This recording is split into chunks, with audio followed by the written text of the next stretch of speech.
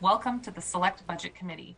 My name is Teresa Mosqueda. Today is September 29th, 2021, and the Select Budget Committee will come to order. The time is 9:32 a.m. Madam Clerk, will you please call the roll?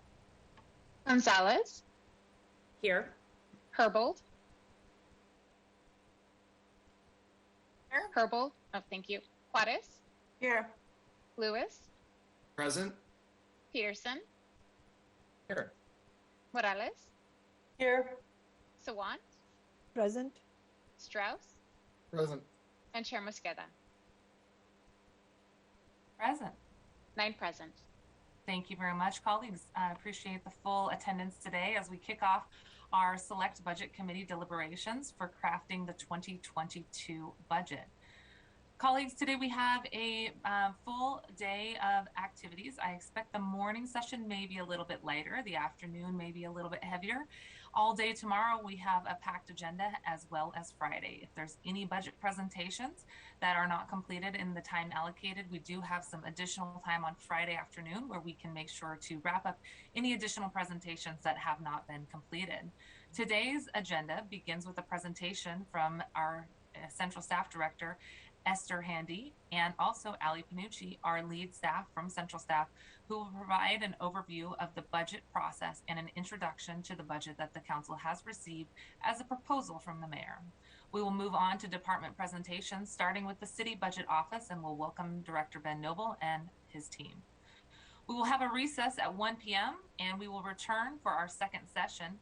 In the second session this afternoon, the Office of Economic Development, the Office of Sustainability and the Environment, and the Office of Education and Early Learning will be present with us to go through the proposed budgets for those departments. If there's no objection to today's agenda, it will be adopted. Hearing no objection, the agenda for today, including session 1 and session 2, is adopted. Colleagues, I want to let you know I will have some opening comments after we do public comment, but we have committed to have public comment at the beginning of every committee meeting for the budget this year.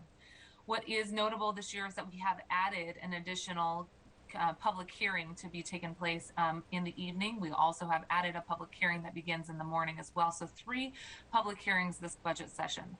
That means this year, for our regular select budget committee meetings, we will start with public comment as usual, but we will have a hard stop at 10 a.m. on each day for public comment. We'll endeavor to get through everyone who is present on our list today. But if there is folks who are present and are not able to comment before 10 a.m., then they will need to call in for the next budget meetings. It will be our practice to make sure that public comment is available at the beginning of every meeting. And of course, if you are not able to call in and provide public comment, we will make sure to publish those 3 public hearing opportunities. And you can always reach us at council@seattle.gov. Colleagues, today we are going to go ahead and move into our public comment. We do have 13 people signed up for public comment, so we are going to give folks the full 2 minutes to speak. We will end at 10 a.m. The public comment for this meeting will begin with the first 3 speakers on the list. I will call them in the order in which they've registered. If you have not signed up to provide public comment, but would like to, you can go to seattle.gov/council. The public comment link is also listed on today's agenda. Once I call your name, the staff will unmute you and you will hear on your line, you have been unmuted. That's your cue to hit *6. *6 unmutes your line, and that is your opportunity to begin speaking by stating your name. Please note the item that you're calling to comment on today's agenda, and since this is the Select Budget Committee, I think everything really fits into that category, so we welcome your public comment. You're going to hear a 10-second shot at the end of your allotted time. That's your cue to wrap it up.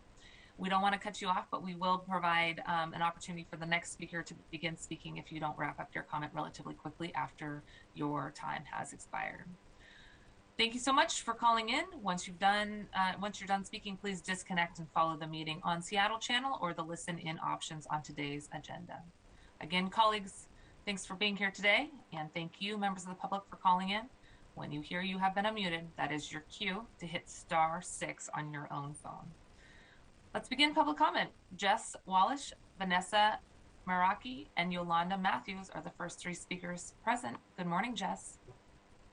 Good morning. Thank you, Councilmember Mosqueda, and good morning, Council. My name is Jess Wallach, and I'm an organizer with 350 Seattle. I'm here today with several other Solidarity Budget supporters.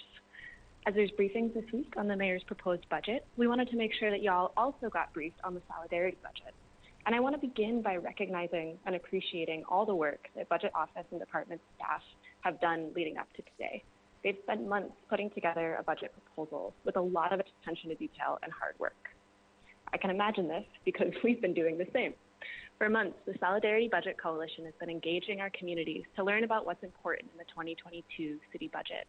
We've done one-to-one interviews with community leaders, surveyed our neighborhoods, and continued to grow our cross movement coalition. And we're building on years of community-led research done by folks like Puget Sound Sage, Scott Green, and the Black Brilliance Research Project. The Solidarity budget priorities that you'll hear about today and comment reflect this careful and caring community-based approach. As today's council agenda includes budgets for OSE and OED, we focused our Solidarity budget briefing this morning on recommendations for environmental justice and Seattle's Green New Deal. Transitioning Seattle off fossil fuels and building an equitable, clean energy economy will take many years. It certainly can't be accomplished in one budget cycle. That said, the 2022 city budget is a huge opportunity to lay the groundwork for equitable energy transition while meeting urgent needs for utility assistance, building community climate resilience, Indigenous sovereignty and cultural preservation, and pathways to good living wage jobs for all. I'll turn it over to my colleagues to share more about the Solidarity budget, and thanks for your time today. Thank you for getting our public comment kicked off, Jess. Appreciate you dialing in. The next person is Vanessa. Good morning, Vanessa. Sorry, Vanessa, I saw you go back on mute. There we are. Hey, thank you. Hi. So I'm Vanessa Meraki. Thank you, council members. Hello, community. And I am here also to speak on the Solidarity budget. So we know that the 2022 budget is being prepared in a time of climate crisis, economic downturn, and overwhelming and overdue demand for racial justice. And the Solidarity budget offers many concrete pathways to multi-solve these interrelated and complex problems. And today I'm going to speak about one such pathway, which is clean energy workforce development. And I'm speaking as a parent, a teacher, and a community member. My son graduated from Franklin in 2020, saying he had none of the skills he would need for the future, and he didn't even know what those skills are. He's not alone. That's not an isolated incident. Our young people are facing a dismal future as they read and understand the climate crisis that we are facing, and they see how our lack of community cohesion has led to continued problems stemming in part from the COVID pandemic. The Solidarity budget offers hope to people in my son's generation, and as well as older people who are in industries that are no longer sustainable as we collectively begin to address the climate crisis. By expanding apprenticeship and job opportunities in the clean energy sector, the city of Seattle can not only make ourselves a clean and electric city that is doing our part to avoid the most catastrophic climate collapse, but also provide living wage jobs, jobs with the future, and jobs that have meaning to the young people who are leaving school today and graduating today. This Solidarity budget also calls for the city to invest in community-scale energy projects, which can increase demand for the clean energy jobs of the future. The 2021 fossil fuel study showed that the clean energy sector is growing twice as fast as the fossil fuel sector, and it's Thank you so much, Vanessa, and please do send in the rest of your comments. Appreciate you dialing in today. The next person to speak is Yolanda Matthews, and Yolanda, you are listed as not present. If you dial back in, we'll come back to you. Next three speakers on the list are Leah Salerno, Alice Lockhart, and Derek Bonafilia. Good morning, Leah. Hello, my name is Leah Salerno. I'm a resident of District 5, and I'm also a Seattleite living with multiple disabilities. I'm joining others in calling to urge Council to adjust the Mayor's budget to align with the needs that community organizations have identified and laid out in the Solidarity budget to transition Seattle's homes off fossil fuels and build an equitable, clean energy economy. The Solidarity budget calls for a much more substantial investment in transitioning homes and buildings to clean energy is crucial to tackle climate pollution and to improve the health of our communities. as the unhealthy impact of fossil fuels is felt most severely by the most marginalized and vulnerable residents. Additionally, while we must fight further pollution, climate change is already here, and Council must also heed Solidarity Budget's calls for community climate resilience hubs so that all Seattleites have access to clean air and cooling centers, which are crucial to the health and safety of everyone in Seattle. I again urge Council to make sure this year's budget listens to the urgent needs of community by aligning the budget with the Solidarity Budget. Thank you. Thank you for dialing in. Good morning, Alice.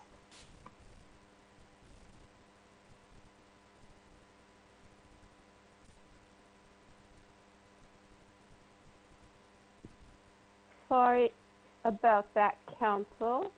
I'm Alice Lockhart for 350 Seattle, and I'd like to talk about, again, an aspect of the Solidarity Budget. Unlike the Durkin budget, whose climate section you'll hear about today, and unlike, I think, any mayoral budget in Seattle ever, the Solidarity Budget addresses an aspect of our city's climate emissions at the scale of the crisis. It gives me shivers just thinking that. The Solidarity Budget includes $85 million per year for the next 3 years to accelerate the transition of homes and buildings off fossil fuels. This will pay for moving virtually all low-income households in Seattle to clean energy that is healthy for both homes and the planet. Climate pollution from buildings increased 8.3% in Seattle between 2016 and 2018, and this effectively negated any progress made in reducing climate pollution from transportation, and we're still on the same trajectory. This needs to stop now. Transitioning our homes and buildings to clean energy is a huge opportunity to tackle Seattle's climate pollution, improve the health of our communities, and create good living wage jobs.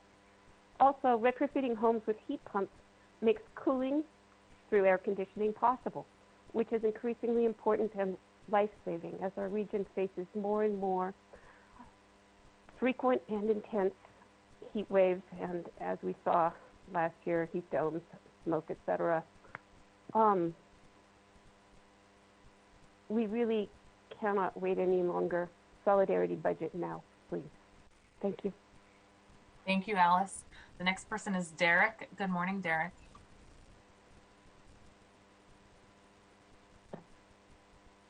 Hi, my name is Derek, and I'm a renter in District 6. I'm calling in today asking the Council to support the Solidarity Budget Coalition's community-driven budget proposal. In particular, I want to talk about the proposal to budget $100,000 for road mapping and building community climate resilience hubs in every neighborhood in Seattle. These hubs are crucial to the future of the city because, as we've all seen with increasing clarity each of the past summers, climate change is already here, and as a city, we're not doing enough right now. This June, during the heat wave, when my apartment was still 90 degrees at 6 a.m. after a night of running fans in every window, there wasn't a single city-run indoor air-conditioned space available anywhere in my neighborhood, and I don't think that my situation there was unique. And I know a lot of places in the city were much hotter even. People around the city were killed by this heat. And this isn't just heat, and it's not just this year. You know, last year, many in the city had no safe spaces to escape the toxic smoke from wildfires. And as far back as 2016, community research by Puget Sound Sage and Got Green found wildfire smoke and heat waves to be among the top climate concerns of most impacted communities. And I think given all this, we really need to be making sure that each neighborhood has safe spaces to build community resilience in the face of increasing threats like heat and smoke in Seattle. Thank you. Thank you so much. And good morning, Julia. Julia Buck, followed by Dakota Rash and Mario Flatley Biamon. Good morning, Julia. Good morning, Council. My name is Julia Buck, and I'm a homeowner in 6th District of Seattle.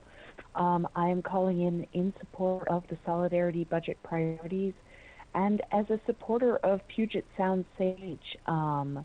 One of the things that I'd like to highlight to Council is allocating funding to close the gap between the low-income energy assistance programs that we have and their utilization by people who are qualified.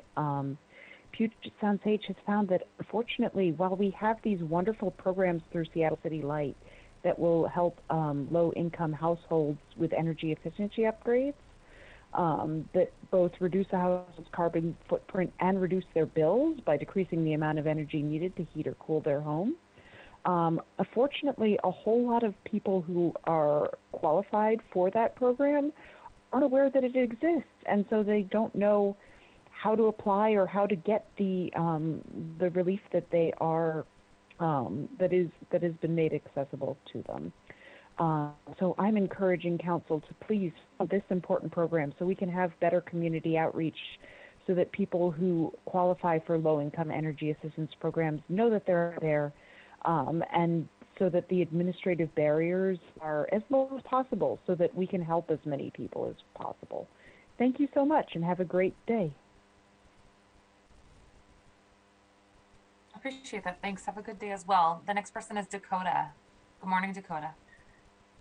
Good morning. Thank you all for your time and attention on this lovely great morning. My name is Dakota, and I want to quickly highlight another particular element of the Solidarity Budget's recommendation, the support for Indigenous cultural preservation. This Solidarity Budget proposal aims to create a city where universal needs are met and essential infrastructure is supported. Indigenous leadership and cultural preservation are key to achieving this goal.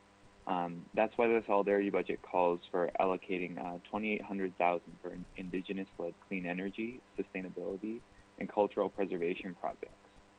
Any serious effort to address this existential threat that is the climate crisis must include these allocations. I mean, we're seeing the impacts now in the heat stress to our iconic evergreens and failing salmon runs. So we must include the presence, active participation, and consultation and consent of local Indigenous communities. Those communities have already done so much to restore our hurting environment. For an amazing example, I want to highlight the progress made towards restoring the Duwamish River, spearheaded by the Duwamish tribe. We must not repeat our history of indigenous ignorance and energy colonialism. Working with those whose traditional knowledge of how to live with these lands, waters, and overall ecosystems will greatly enhance any real effort to address climate change. Thank you all so much. Thank you for calling in. And Mario, good morning. Good morning, Mario.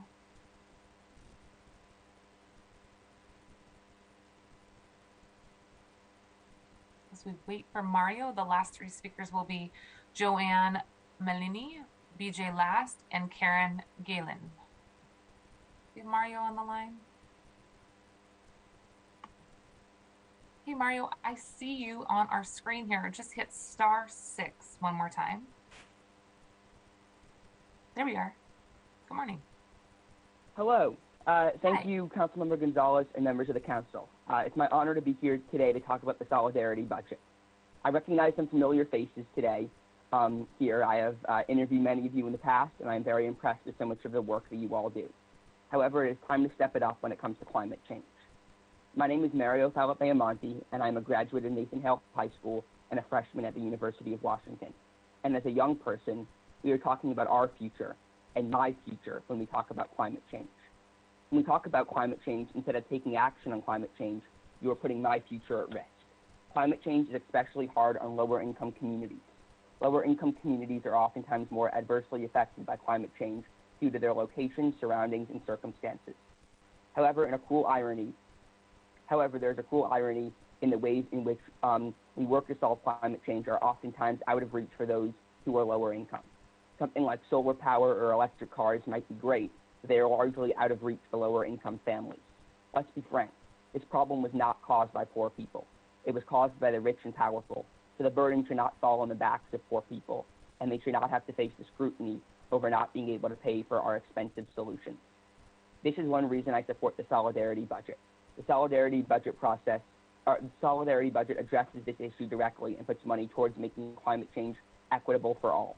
For this reason and so many more, I strongly urge you to support the Solidarity Budget, the only budget for the people, by the people. Thank you. Thank you so much. And Joanne, you are up next. Good morning.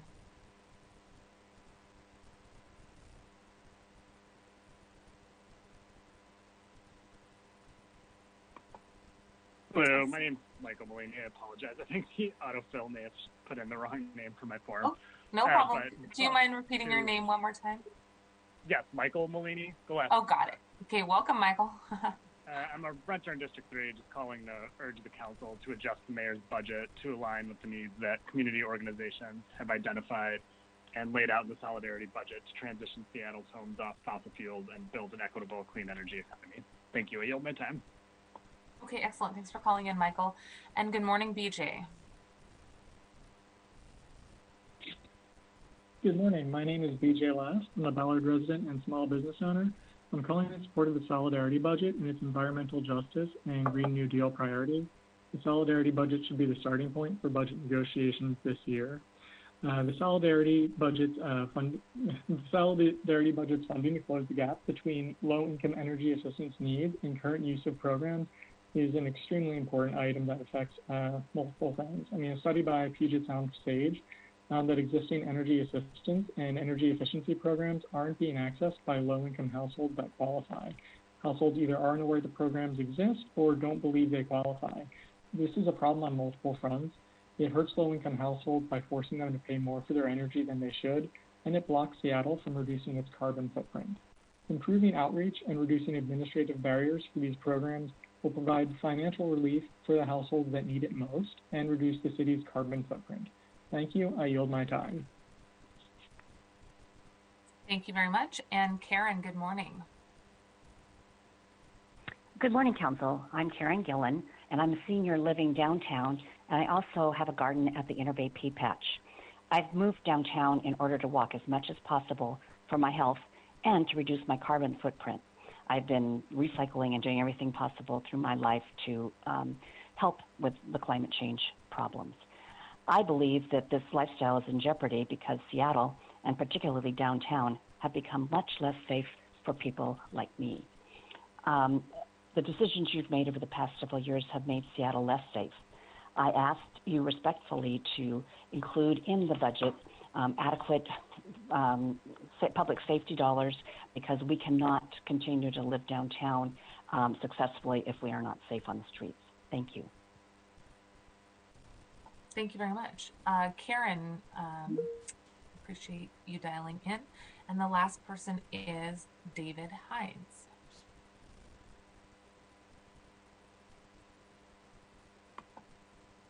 Hey, David, just *6 to unmute.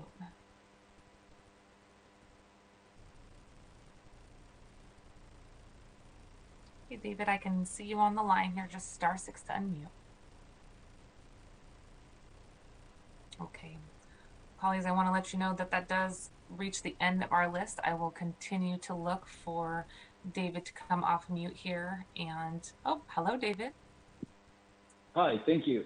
I'm concerned about the budget because there's still a homeless crisis that's been going on for years, and the mayor seemed to use the American Rescue Plan money, and I'm wondering, did she still apply the city budget's original allocations in addition to, or did she pull back on the city's allocations and just substitute the federal? Because there's an enormous amount of suffering from homeless people subjected to a lot of predatory criminals in Pioneer Square between Yesler and Cherry Street on First Ave where I live.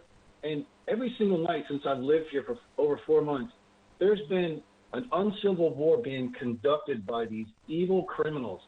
And there's a lot of homeless people that are suffering, and there's all these women that have been raped, and they're walking around with no shoes because the dudes keep stealing all their clothes that they possibly can. And all these horrible screams, and I've called the cops over 50 times, and they refuse to come down here. And there's a 7-Eleven across the street that sells to all these messed up people who can barely stagger in, and then they come out with malt liquor. We need a better holistic investment in understanding who deserves to be invested in and who deserves to still go to jail. Because there's all these homeless people who have nowhere. There's no outreach down here. I see Reach come down here. They throw a 5-minute guitar party with pizza, hand out a small bottle of water, read a passage from the Bible, and then they disappear. Or they're remodeling some commercial real estate because they got a whole bunch of money to buy a new vehicle that's got Reach on the side of it. But they're claiming that they have friends in the encampments who are suffering because they know their name. But there's no real wholehearted effort to solve the homeless crisis, because it seems like, and no offense, but city council is using the homeless crisis to pay off the activist organizers and re-election apparatus, and they're not keeping them accountable. We need an investigation of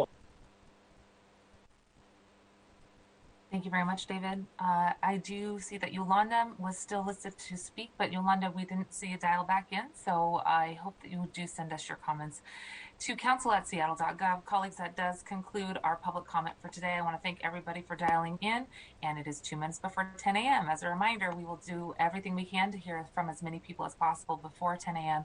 each morning, and then we will go into our session 1 and session 2.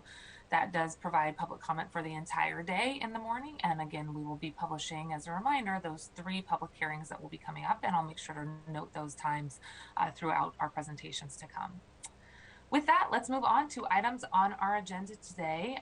The first item on the agenda today is the chair's report. I just wanted to provide a few comments and welcome everybody. This is an exciting opportunity for us. This is the beginning of the legislative branch's opportunity to shape the 2022 budget in front of us and to provide an opportunity for the community and council members to really have a budget at the end of the next 2 months that reflects our community values, invest in community safety, community health, and creates a more economic, resilient Seattle. This is the legislative branch's opportunity to receive the executive branch's proposal, and it's our job as a legislative branch to finalize and submit the budget to the city that aligns with our community values, that invests in the most vulnerable, and in this moment, that responds to the crisis not caused by COVID necessarily, but worsened by COVID and the pandemic. We are building on the foundation, colleagues, that we have already laid over the last 18 months to construct a more equitable Seattle. And in the next 2 months, while we might not agree on the substance of policies or budgetary decisions in the proposed budget that has been transmitted this week, we do know that so much work went into crafting the proposed budget that we are receiving. I want to thank the mayor, her team, the city budget's office for all they've done over the last few months to provide this proposed budget in front of us. As I reflect on the last 2 years of being your budget chair, I think about how much has changed, the unprecedented times that we're in, and how much work we have done to respond with urgency and with compassion. I think about also how much has remained the same. The crises, the public health crises that we were facing as a community remain here today, and our challenge is to address those with urgency and compassion as well. The public health crisis that we focus on today is COVID, but the public health crises that were present before COVID were the lack of housing, the concerns around community safety and policing, and racism that's still prevalent throughout our communities.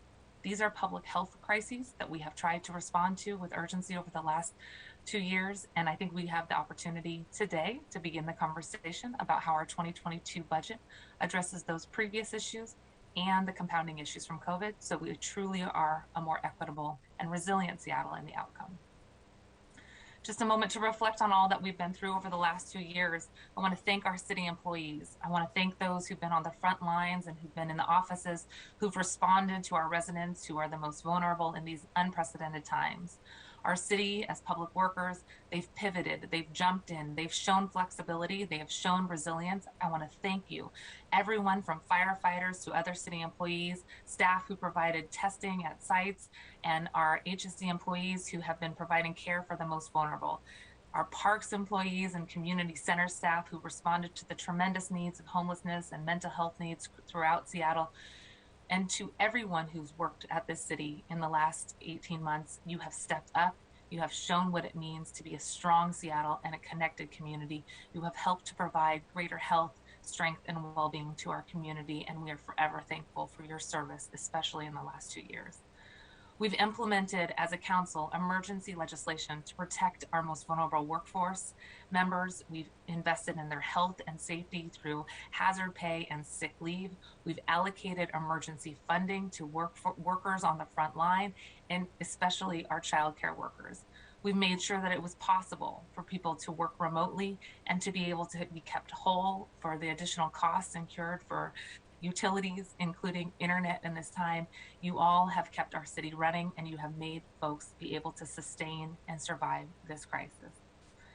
It was my goal as budget chair coming in 2 years ago to really lead with transparency and accountability in our process to ensure that the community understood what the budget proposals were, not only the proposal that we received from the mayor, but that they were engaged in our process over the legislative branch's efforts to try to create a proposed budget that reflects our community values.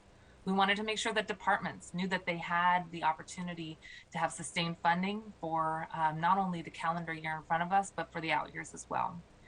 In a standard biennial budget, we would have been able to pass a 2021 budget and have a quote endorsed budget for 2022. But due to COVID, we really focused on the 2021 efforts in front of us. So today we look at 2022 with the opportunity to include ARPA funds, our American Rescue Plan Act funds, Jumpstart funding that you all passed in implementation plan unanimously, and to be able to invest the critical resources in our community in our 2022 calendar year budget in front of us with a blank slate.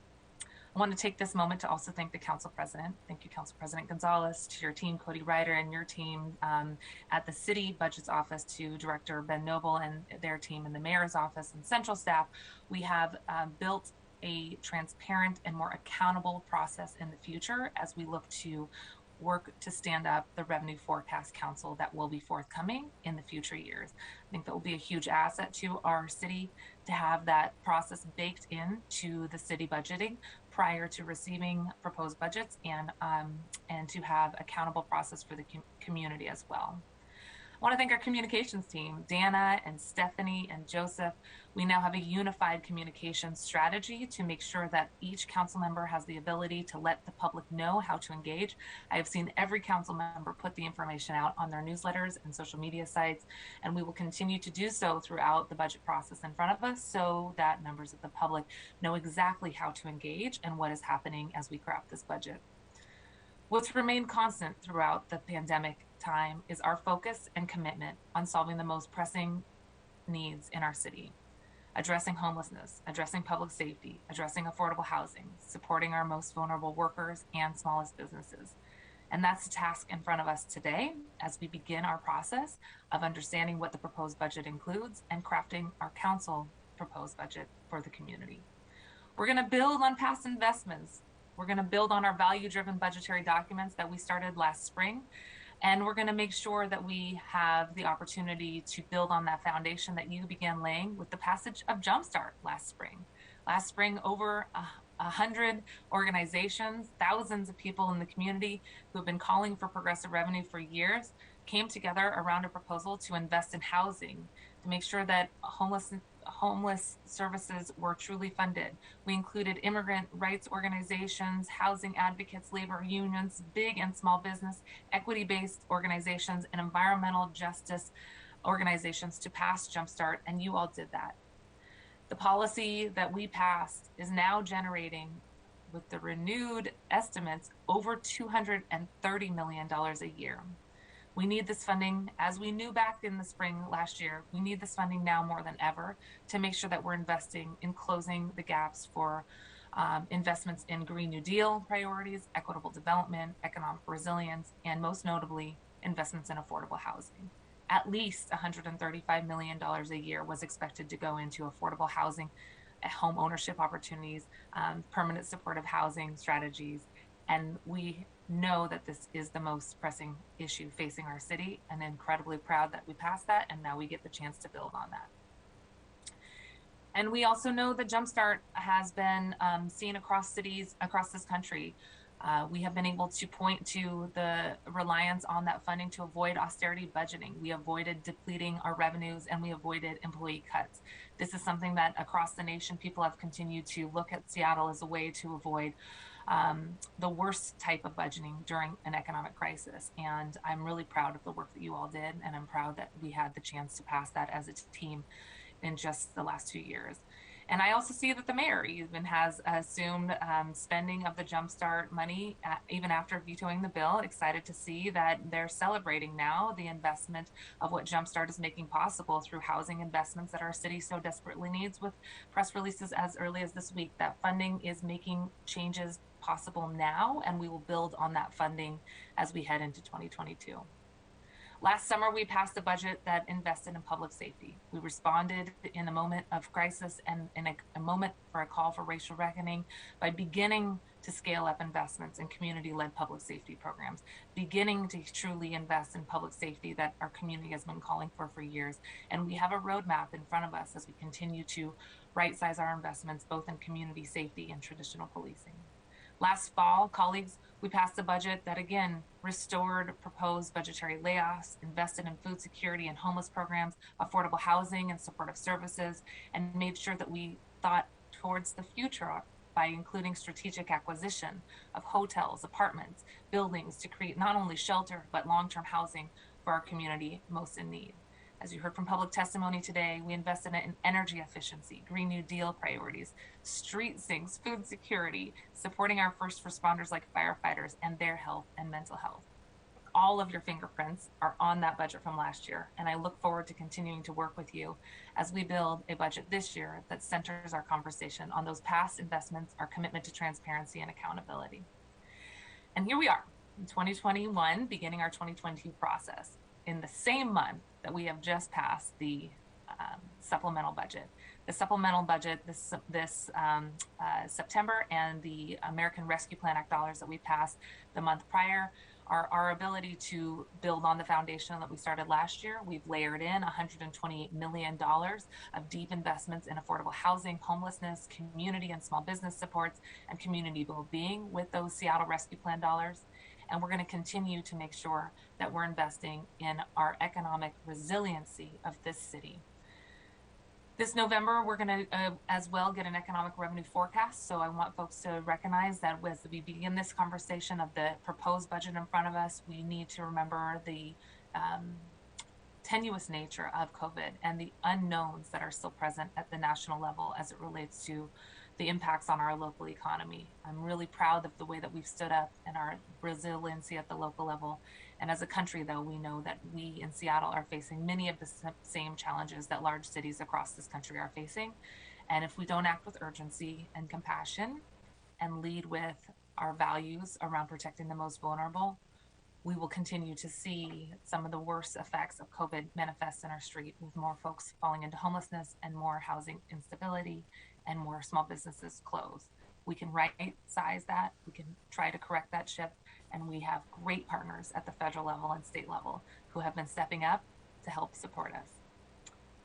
What Seattle is facing is not unique, but I think what is unique is the way that we've been looked at to come together. We have come together in these trying times. Seattle is unique in how we have built into our budget community values. And Seattle is unique in how we are centering our budgets in the past two years, especially on addressing the most vulnerable and making sure that those workers, those smallest businesses, and our most vulnerable are receiving direct assistance. We've rejected trickle-down economics, and we've truly invested in growing the seeds of greater prosperity. Thank you so much for all the work you've done. I look forward to building on that, starting right now. I'm going to turn it over to Esther Handy. Good morning, Esther, as our Director of Central Staff. Thank you for the opportunity to be here with us today. And I want to welcome Ali Panucci back to the table, our lead on budget items for Central Staff. Her and the entire team have been just tremendous to work with. You make the process navigable for the public and for community, and for council members. And it's really heroic work that your Central Staff team does. So welcome to both of you. At this time, Madam Clerk, can you please read item 1 into the record? Agenda item 1, introduction and budget process overview for briefing and discussion.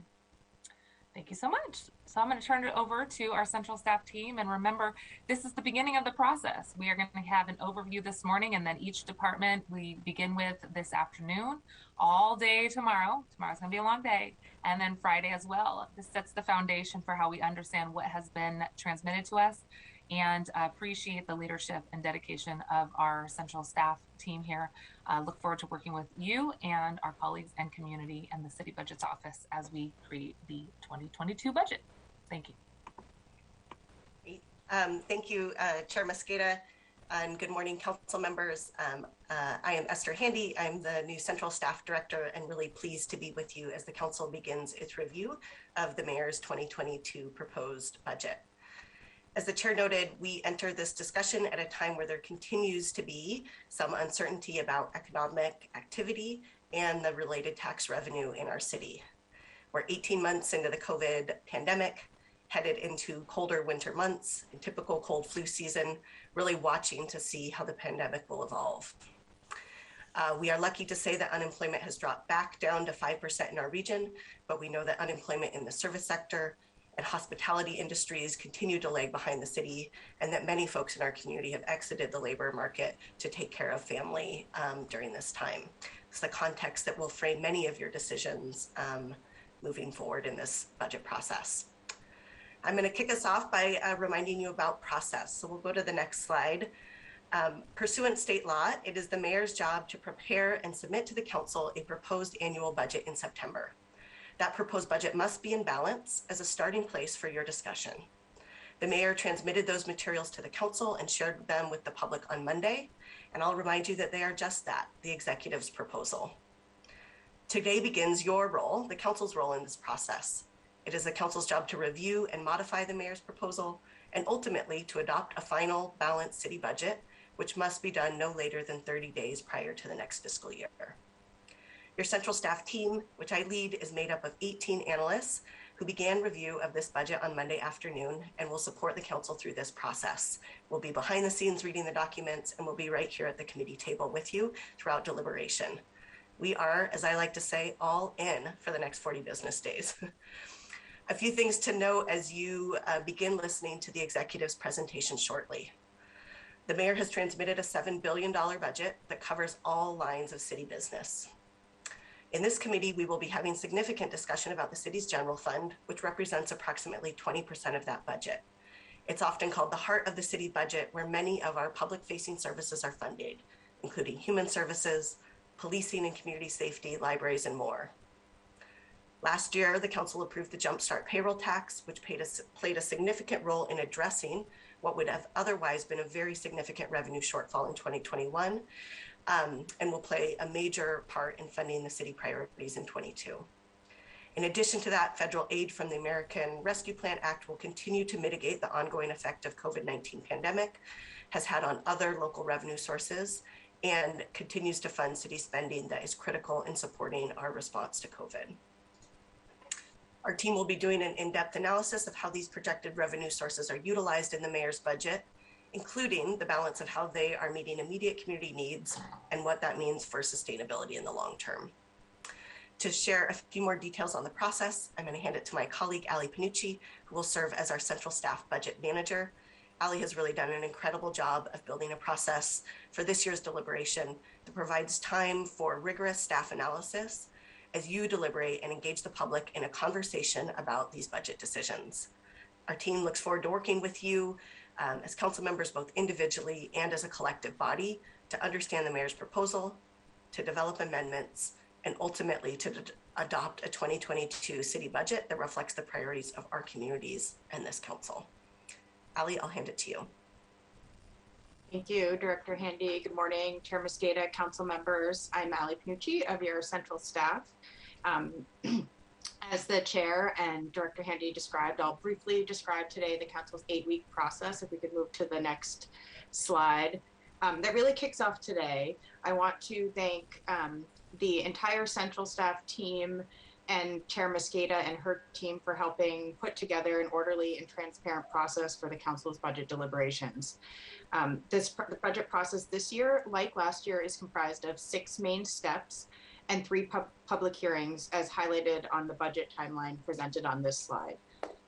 This process is designed to provide time for the committee to hear from the public and engage in discussion and debate about the proposed budget and individual council member proposals, and then ultimately the balancing package prior to adopting the budget. We can move on to the next slide. So throughout the process, I will be kicking off each step in the budget process, just to highlight what step we're on, what will be coming up in committee this week, and then we'll highlight what is coming up as the next step. So we are all sort of tracking where we are and what is next until we get to the finish line on November 22nd. So over the next 3 days, the committee will hear presentations from the city's budget office and executive staff and ask questions and start probing the mayor's proposed budget submitted for the council's consideration. This will complete step 1 of the budget process. I just want to note the schedule for those presentations is on the screen. However, we have, due to some scheduling conflicts, there's one change. Tomorrow morning schedule, the citywide homelessness response will happen before the Human Services Department discussion. So same topics in the morning session, it's just we are reversing the order for the last 2 items for the morning session. After hearing from executive staff, we will have about 2 weeks for the committee and staff and the public to continue to digest, research, and analyze the mayor's proposed budget before moving on to the next step in the process. The committee, thank you. The committee will also hold the first of 2 public hearings on October 12th at 5:30 in the morning. At 5:30 in the morning, excuse me, 5:30 in the evening. I will be up, but the rest of you can wait till 5:30 to make I most definitely will not be up. We have a daughter who sleeps in, and I love it. These discussions are really an opportunity for central staff to present the potential budget issues and policy options that we have identified with the proposed budget, and those issues are informed by the ongoing policy work the council has been engaging in over the last year and in previous years. Questions are being asked of staff and other priorities we are aware of for the council, and really, as Director Handy highlighted, focusing on some of the challenging questions ahead regarding sort of use of certain fund sources and how to balance community needs in this as we continue to work through the impacts of the pandemic. And so that is the next 2 steps in the process, and we all look forward to continuing to work with all of central staff continues to work, looks forward to working with all of you throughout this process, and as I said, getting us to the finish line on November 22nd. And unless there are questions about process, that's all we had prepared for this morning's introduction. Okay, excellent. Thank you very much, Director Handy. It's really wonderful to have you present with us, and Budget Lead Panucci. Am I getting your title right there, Allie? Yes, thank you. Okay. Did want to take a quick second, if you can keep that slide up one more second, please. I did want to take a second to see if any colleagues had any questions, and for members of the viewing public, I wanted you to be able to see the opportunities to weigh in as well. We also had identified on the slide when those public hearings are. You will see a public hearing at 5:30 p.m. October 12th, a second public hearing at 5:30 p.m. on November 10th, and the third public hearing on November 18th, and that one is in the morning at 9:30 a.m. Any questions? Seeing none. All right, thanks again, and I know we are giving you a resounding applause for all of the work to come and all the work you've already begun doing on digging into the budget. I did see Director Ben Noble pop into the screen and want to welcome you, Director Noble. Thank you again for being here with us. I do think that in almost every meeting we've had in the Finance and Housing Committee meeting this year, you have been present. So thank you for being there as a present force with us as we've taken on the American Rescue Plan Act dollars, the supplemental budget, and leading into this year's 2022 budget with the revenue forecast presentations, plural, that you've given us. We really appreciate it. Let's just make sure we are following our protocol. Madam Clerk, can you please read into the record item number 2? Agenda item 2, City Budget Office proposed budget overview for briefing and discussion. Okay, wonderful. So Director Noble, I wanted to welcome you officially and any members of your team that are with us. Again, thanks for all the work that you and your team have done to build this budget proposal. And we know it took a tremendous amount of work. Thank you for your dedication to the city and for coming here today again to walk us through the proposal. I know that this will be the bulk of our presentation this morning. We're running a little ahead of time, so feel free to ask questions, colleagues, as we go. And make sure to use the raise hand function, and I will try to watch for that as well. Feel free to jump in at any moment. And Director Noble, thank you for being here. Thank you. I really appreciate the opportunity. Appreciate the partnership that you've described over the course of this year and last year as well. And look forward to working with you and your central staff and your legislative assistant staff moving forward through the budget process.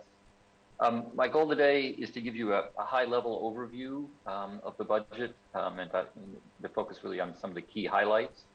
I think we've worked very well with central staff in terms of scheduling the briefings that will follow, because virtually every one of my slides is actually the topic of a future detailed briefing.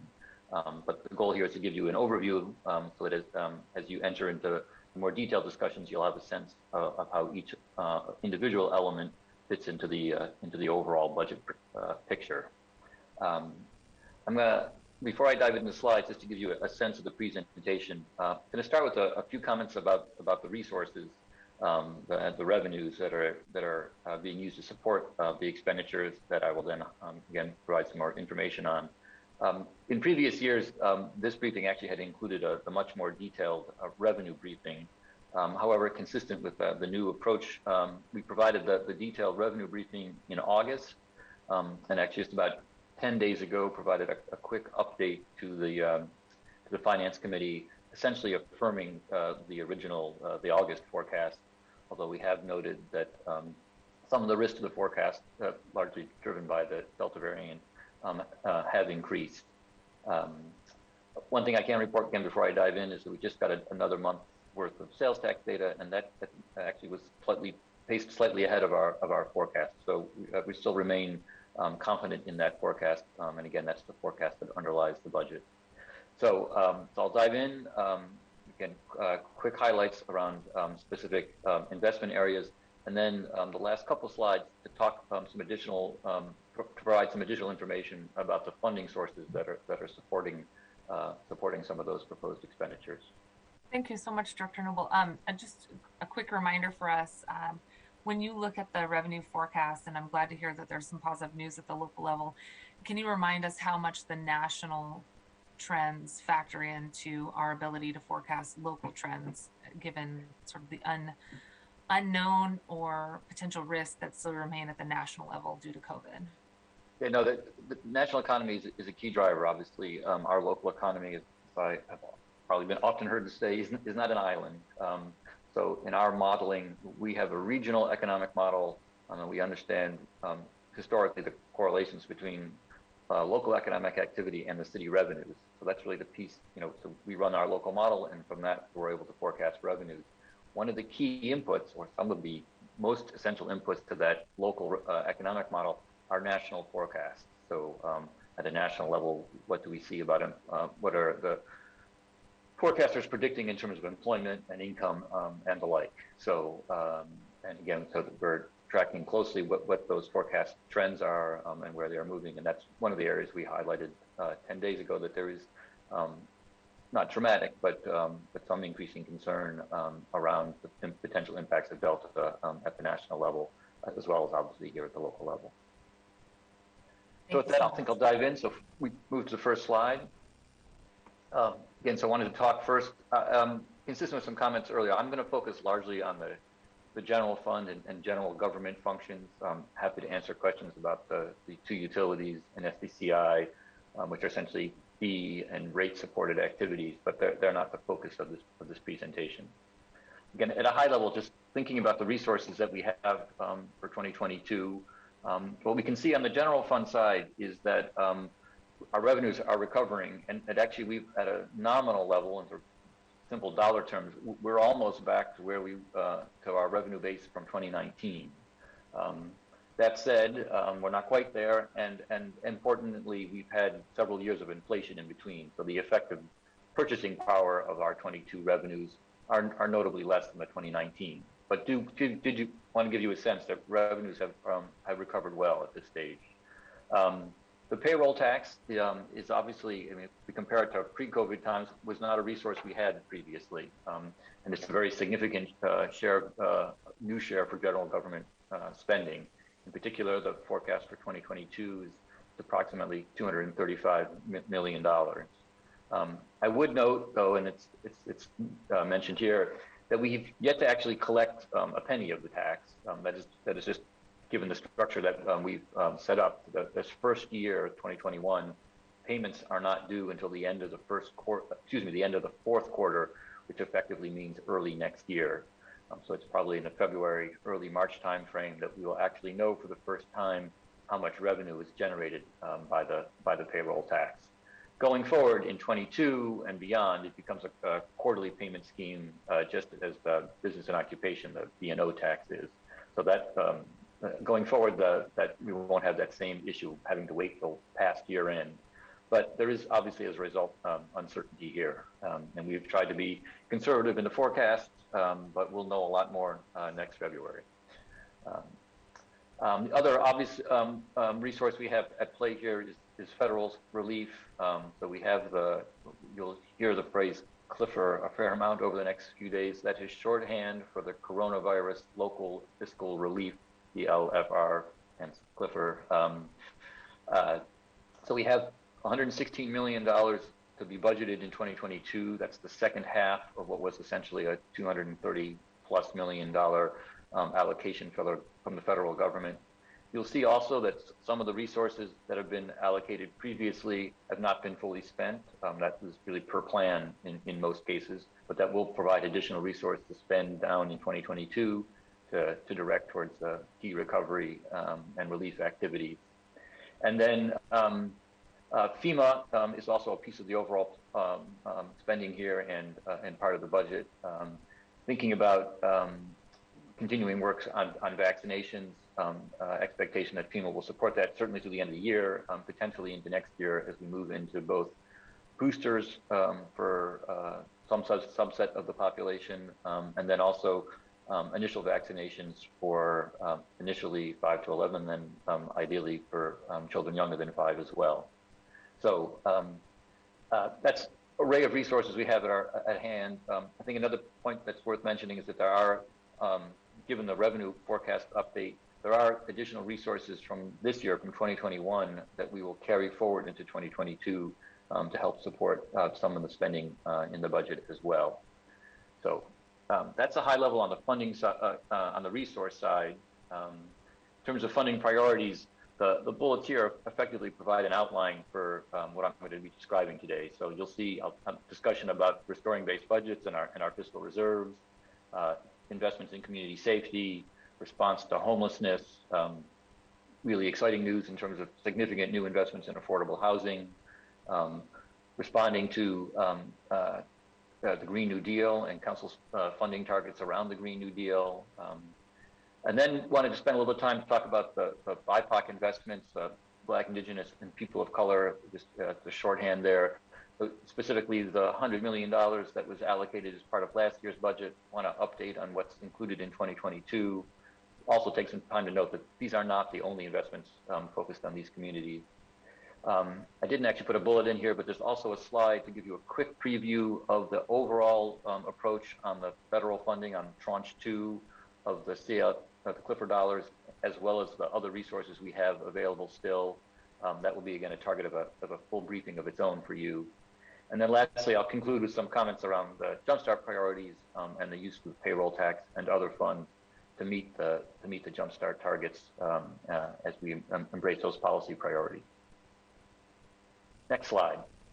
Just on this slide real quick. Yep. I want to make sure to pause to hear if there's any questions on resources and revenue. I think it is notable, the second bullet here, that the Jumpstart Progressive Payroll Tax is bringing in over $235 million anticipated. We still have final numbers to come, but that is good news to see that that amount has shifted to $235 million. I also think that it's a good sign of continued growth at the local level. We have seen via the headlines more startups starting in Seattle than had previously been anticipated. And we're rivaling other cities with the number of startups that are beginning to put their roots down here in Seattle. All of those are ostensibly in the category of payors as well, and excited to see that what we know from economics in the past, which is that a small assessment reinvested into community, especially into things like housing and economic resilience, is good for the local economy. We can both welcome new businesses and also assess to make sure that people have a place to go and live and are well cared for, and that we have investments in our infrastructure like Green New Deal priorities. So I do hope that headline continues to be recognized, that we saw from GeekWire and others about the way in which our local economy is continuing under the time of COVID. And I think our challenge and our commitment is to make sure that it is an equitable and more resilient economy, so that we can see some of that prosperity shared. And that's part of what Jumpstart Progressive Seattle was all about. Vice Chair Herbold, please go ahead. And thank you for letting us know, perhaps for a second time, that you wanted questions as we went. Really appreciate your making the time and space for that. As relates to your point, Madam Chair, just want to highlight that that $235 million from the payroll tax represents, I think, about 16% of the general fund contributions. So that's really significant. And a question I have about the mention about FEMA reimbursement likely to extend to 2022. Can you give us an estimate of how much FEMA reimbursement is assumed in the proposed budget, perhaps from reporting out what has been requested? I don't know if that's a good basis upon which to make assumptions, but would just like to get a little bit more detail on the FEMA reimbursement assumptions. It's a really good question, and a good enough question. I think we have an entire slide on it when we do as part of our federal funding presentation. So I'm going to do this a couple times, or more than a couple times, I think, today. I think rather than getting a partial answer for me, this is recognized as a key issue. And I want to just explain further that my reference here wasn't intended to be about the actual reimbursement, although we are working through that process, but really about eligibility, that I expect that although FEMA eligibility hasn't formally been extended into 22, given the federal government's commitment, the president's commitment around boosters and vaccination, it seems fair to assume. But again, you'll see that we also have built in some reserves to deal with some of the uncertainty around FEMA and the reimbursement and further expense related to vaccinations and other public health response. Super helpful clarification. Thank you.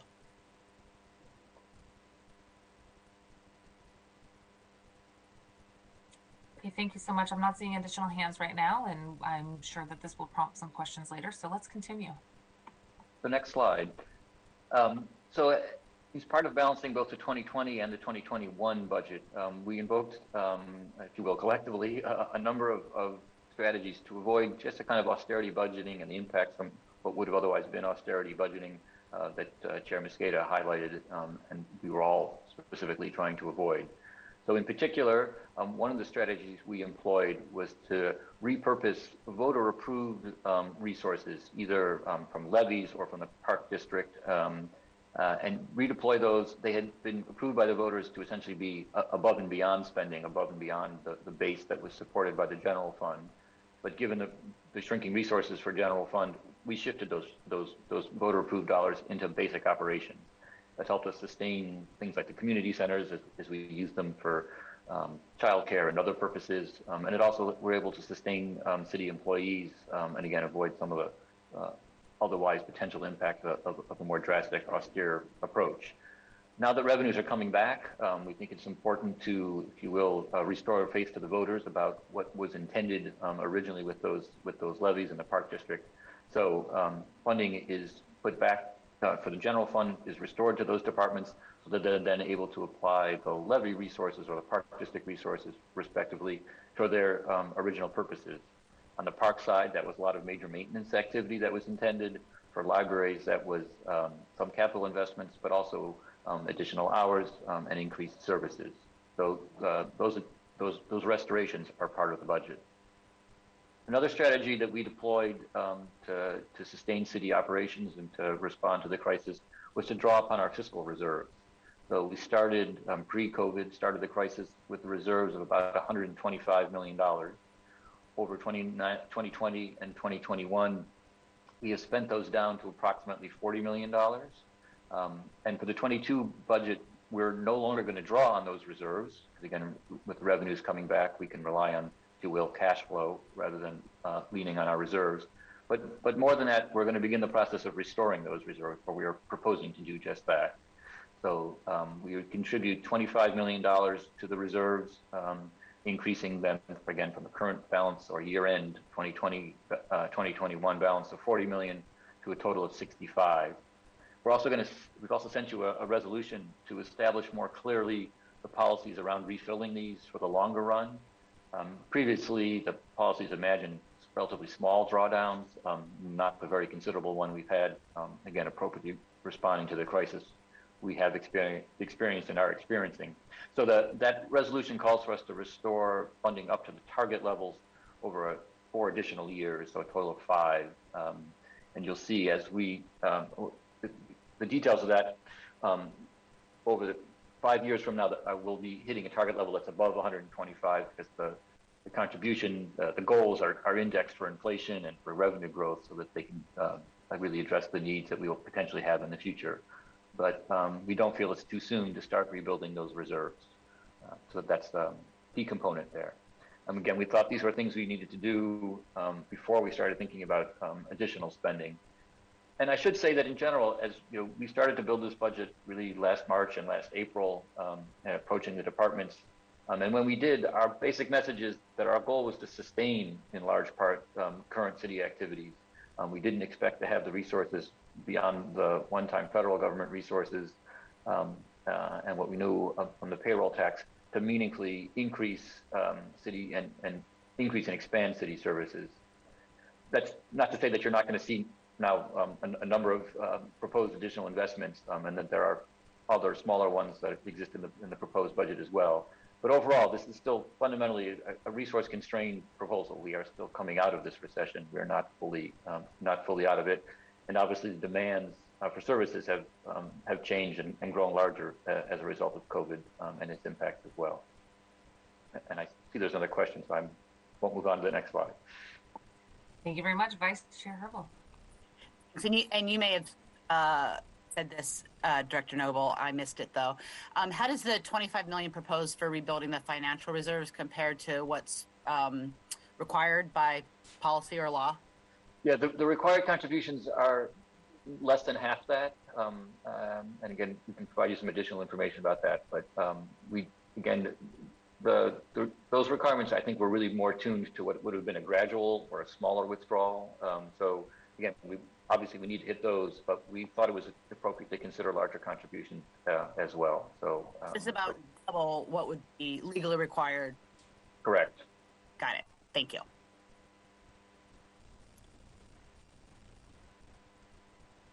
If there aren't further questions, I can move on and start talking about the first sort of investment. Oh, there is another question. Please go ahead, Councilmember Peterson. Thank you, Chair Mosqueda. Just to provide additional context for the reserve so that I understand it better, if we had not dipped into those reserves at all, what would the amount be today?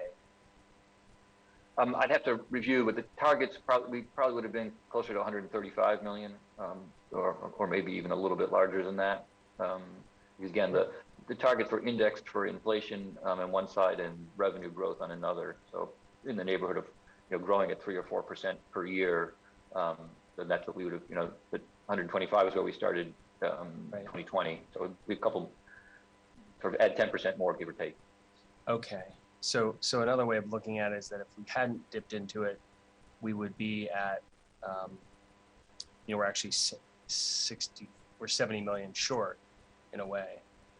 No, and that's exactly why, again, and we can review the details of this with central staff and can provide more to you as well. But we're imagining $25 million a year for the next 5 years to get us back. right? And that would add up to 125, which is,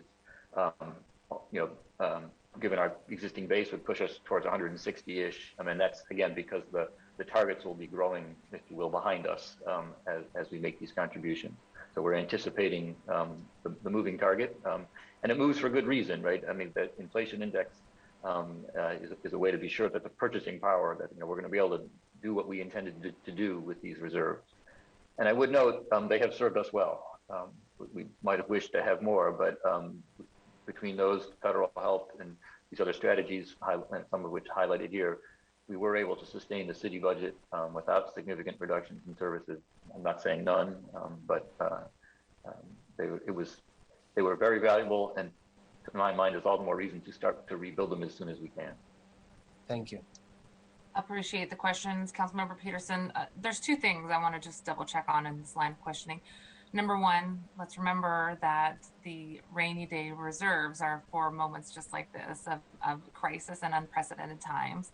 I'm proud that our city had built a healthy reserve in both of our emergency funds and that we were able to utilize those as the national data shows to invest in our public services and our most vulnerable so that we can get out of this crisis faster. That's what the national data says, that when we use those dollars and avoid cuts, that we can rebound faster.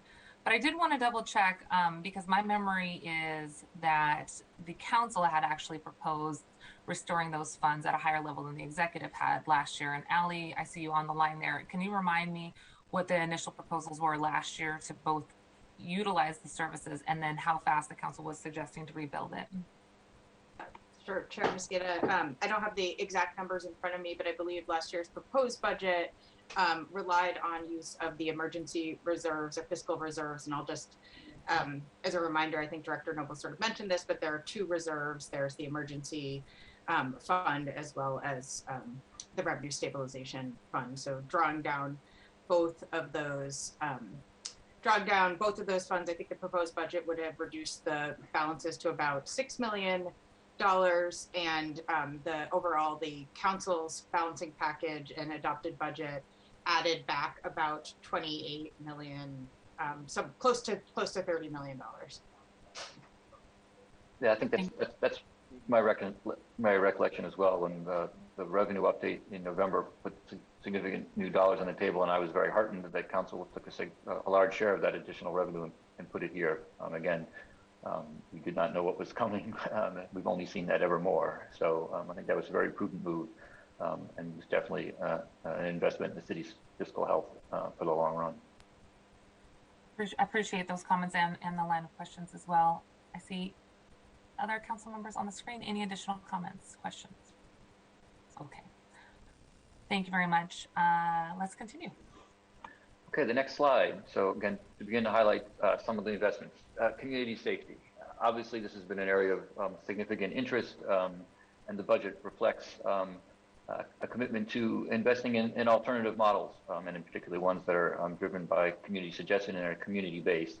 So again, at a high level, and some of this I think you've heard about in various forums as well already. For instance, Triage 1. There was some initial funding proposed in the supplementary budget you just approved, but this would provide funding for 3 two-person teams. It would be housed in the fire department, dispatched to be coordinated through the community safety and communications center department. And again, the idea is another level of response. So we have the fundamental fire and SPD emergent response to health crises or dangerous situations. We have the new service that's come on, Health One, which again, it focused really on medical situations, not necessarily the most urgent, but ones where it's really a medical response that's most appropriate, although in situations there also where some assistance in terms of providing services is also makes sense. And then Triage 1 would be another level of response, again, and truly non-emergent situations where assistance could be provided in terms of directing folks to additional services. So think about things like welfare checks or people in need but not in a moment of crisis. So that would be a new investment. Notice there's a question. I can go on for this section or defer to the chair here. Why don't we finish the slide if that's okay, and then Councilmember Herbold, I'll call you on first. Thank you. Perfect. Thank you. Expanding community service officers. Although the title officer is in the name, they're actually civilian. So this would be an expansion of the current force of CSOs from 18 to 24. As you know, but just to highlight for the audience as well, they assist in non-emergency response, engage with communities and neighborhoods, and they've been particularly involved in some of the programming that SPD is engaged in around at-risk youth. So continuing to invest in that program and expanding it. There are also a number of investments related to domestic violence. So a new pilot program that was proposed and from the municipal court, but developed in coordination with other stakeholders. It's not highlighted as a bullet here, but also there was significant existing investments in domestic violence in terms of victim assistance, where we're shifting the funding source. Previously had relied on fees and shifting that really to be dependent on the general fund more explicitly. And then also some additional funding for, again, under this new program for treatment of batterers, and a new program that appears to be successful or has shown signs of success on that front.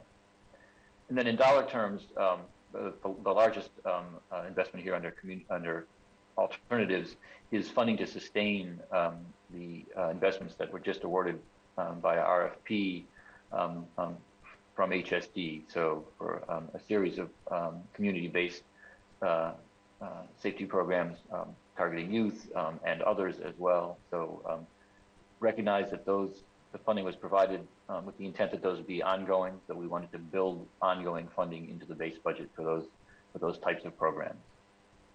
And then lastly, in terms of SPD itself, the budget is for 2021 is largely unchanged. However, there is sufficient funding to support a modest expansion of uniformed officers. So it would be a net addition of 35 relative to where we expect to end this year. The rough math there is a target of hiring 125 officers with the expectation that 90 will separate, retire, or resign. That figure is kind of an average level of separations. Obviously, recent years we have seen more than that. So it's a bit of a guess, but again, the goal here was to provide sufficient resource to start to rebuild the force. Consistent with that goal, there is a proposal for $1 million, roughly, in hiring incentives for both new recruits and lateral transfers. And we think to achieve the 125 is a relatively aggressive hiring goal, and given how competitive the market is, if you will, for new officers, expect that something like that will be necessary to achieve that goal. So again, there are additional elements in the budget in this community safety space, if you will, and we have a briefing coming up that will highlight those as well. So not that I'm not ready to answer questions, but know that there's more information coming. Okay, thank you so much. Vice Chair Herbold. Thank you. I recognize that we do have a separate presentation that digs into this. I just want to get some of my questions on the table now, even recognizing they may not be able to be answered. In the July 27th presentation from the executive to the Public Safety and Human Services Committee, we learned that there was agreement from both the Nick Jr. report and SPD analysis that 12% of current calls for service could be diverted to an alternate response in the near term, and that's a quote from SPD, and it's included 28 call types that SPD agreed may not need SPD response. Triage 1 program that we've been talking about is designed for 2 call types, person down and welfare checks. But that is a small portion of that 20% of calls. That represents, I think, 23,000 service hours for the Triage 1 program, but the 12% of calls represent almost 142,000 service officers.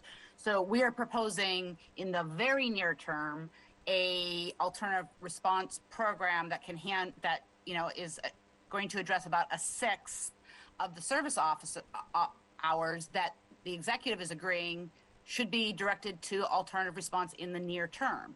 So I'm concerned that I really was hoping to see in this budget a proposal how to address that 12% of calls, those call types that SPD agrees.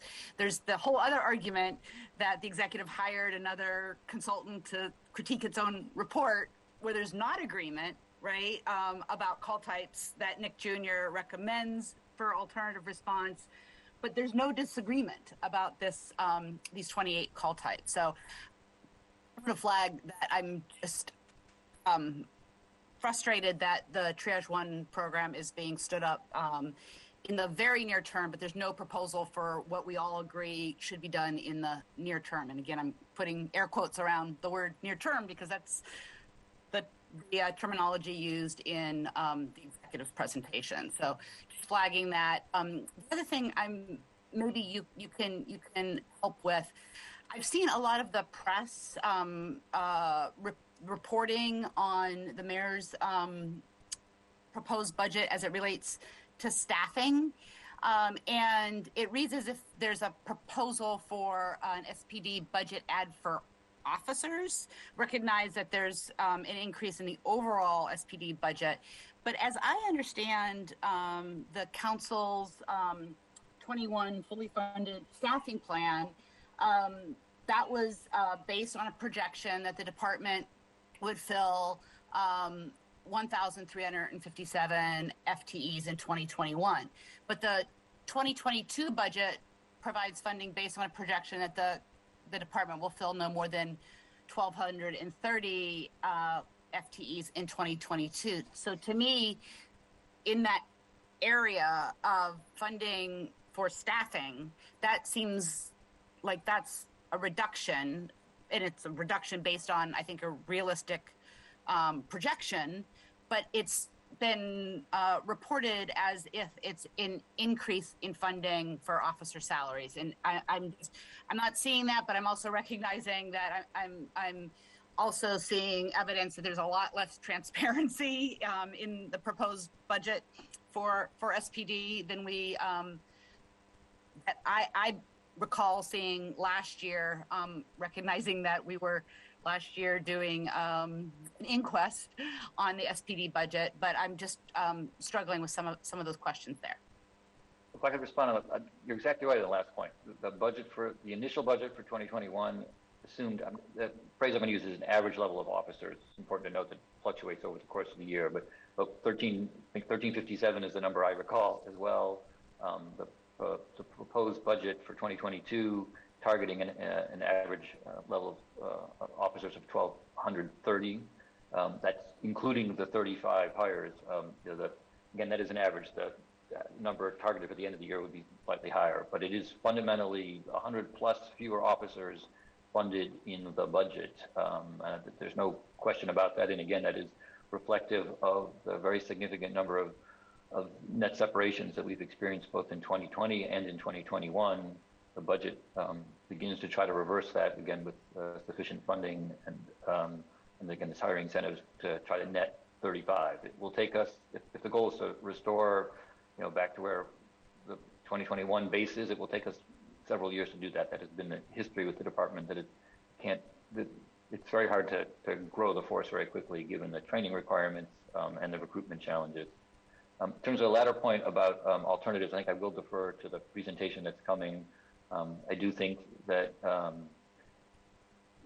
Triage 1 took some time to develop. It is not a simple thing to develop, and frame what these alternatives will actually look like and what form of response is going to be effective as an alternative.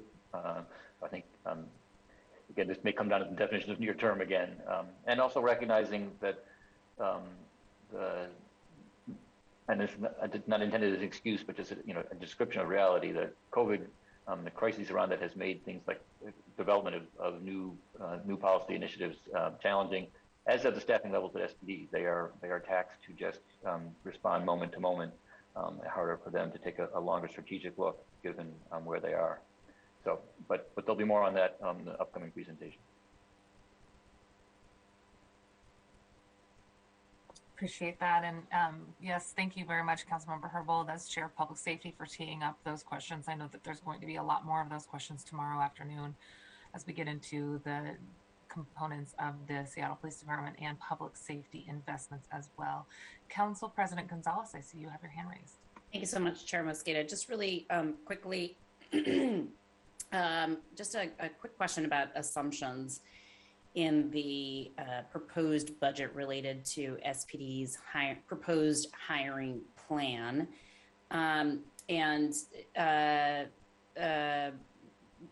Budget Director Noble, I've really appreciated the partnership with you over the last 6 years to really dig into SPD's hiring plan and how they estimate what staffing levels they need, and have sort of appreciate the opportunity to work collaboratively between my office and the mayor's office on sort of making realistic estimates in this area, and wanted to just get a better understanding of whether the assumption underlying the mayor's proposed budget for the SPD hiring plan includes any assumptions about anticipated departures related to uniformed officers refusing to comply with the mayor's vaccine mandate. We developed the overall budget before the vaccine mandate policy was developed and implemented. So at some level, no.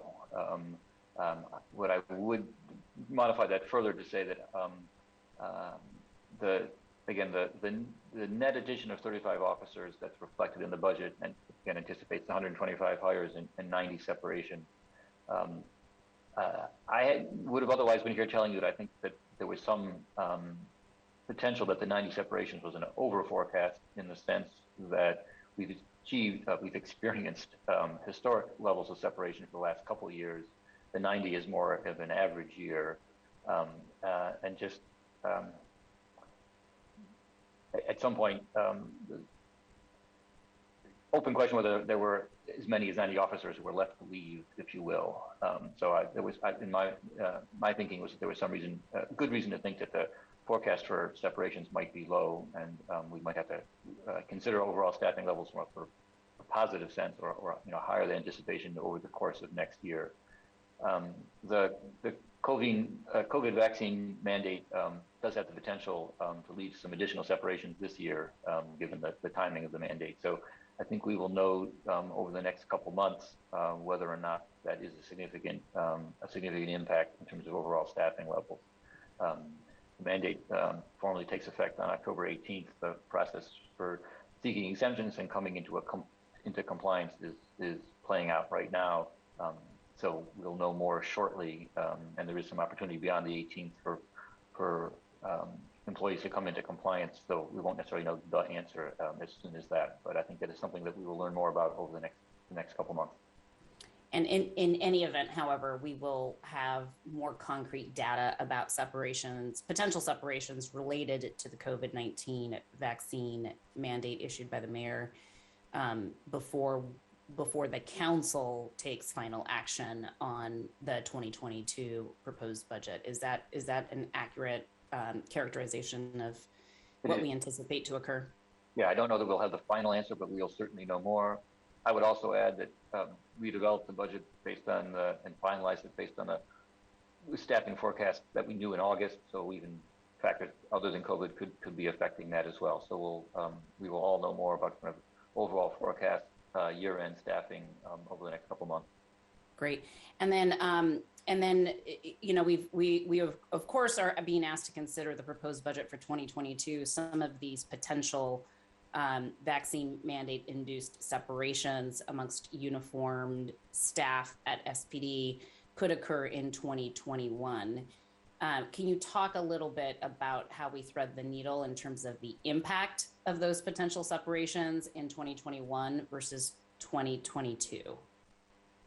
Well, if the question is about financial impact, I wouldn't anticipate any significant additional savings as individuals separate from the city. They cash out of leave and the like, so there's actually some expense associated with that. Obviously, we would necessarily be paying them through year end. So my guess is that there's not a significant net positive financial impact. As we were discussing, that will leave us at a different staffing level potentially as we enter 2022, which can both have financial implications, but also operational ones. And I do want to highlight that this is a budget presentation, but significant staffing losses at either SPD or at SFD, the fire department, could create operational impacts. And that's an issue that is being analyzed and planned for as we speak. Great, thank you for that. I really appreciate the opportunity to just sort of get that on the record and lift that particular variable up as it relates both to, I know we're talking about SPD specifically, but you've also highlighted that this could be an issue within SFD as well and some of our other departments, frankly.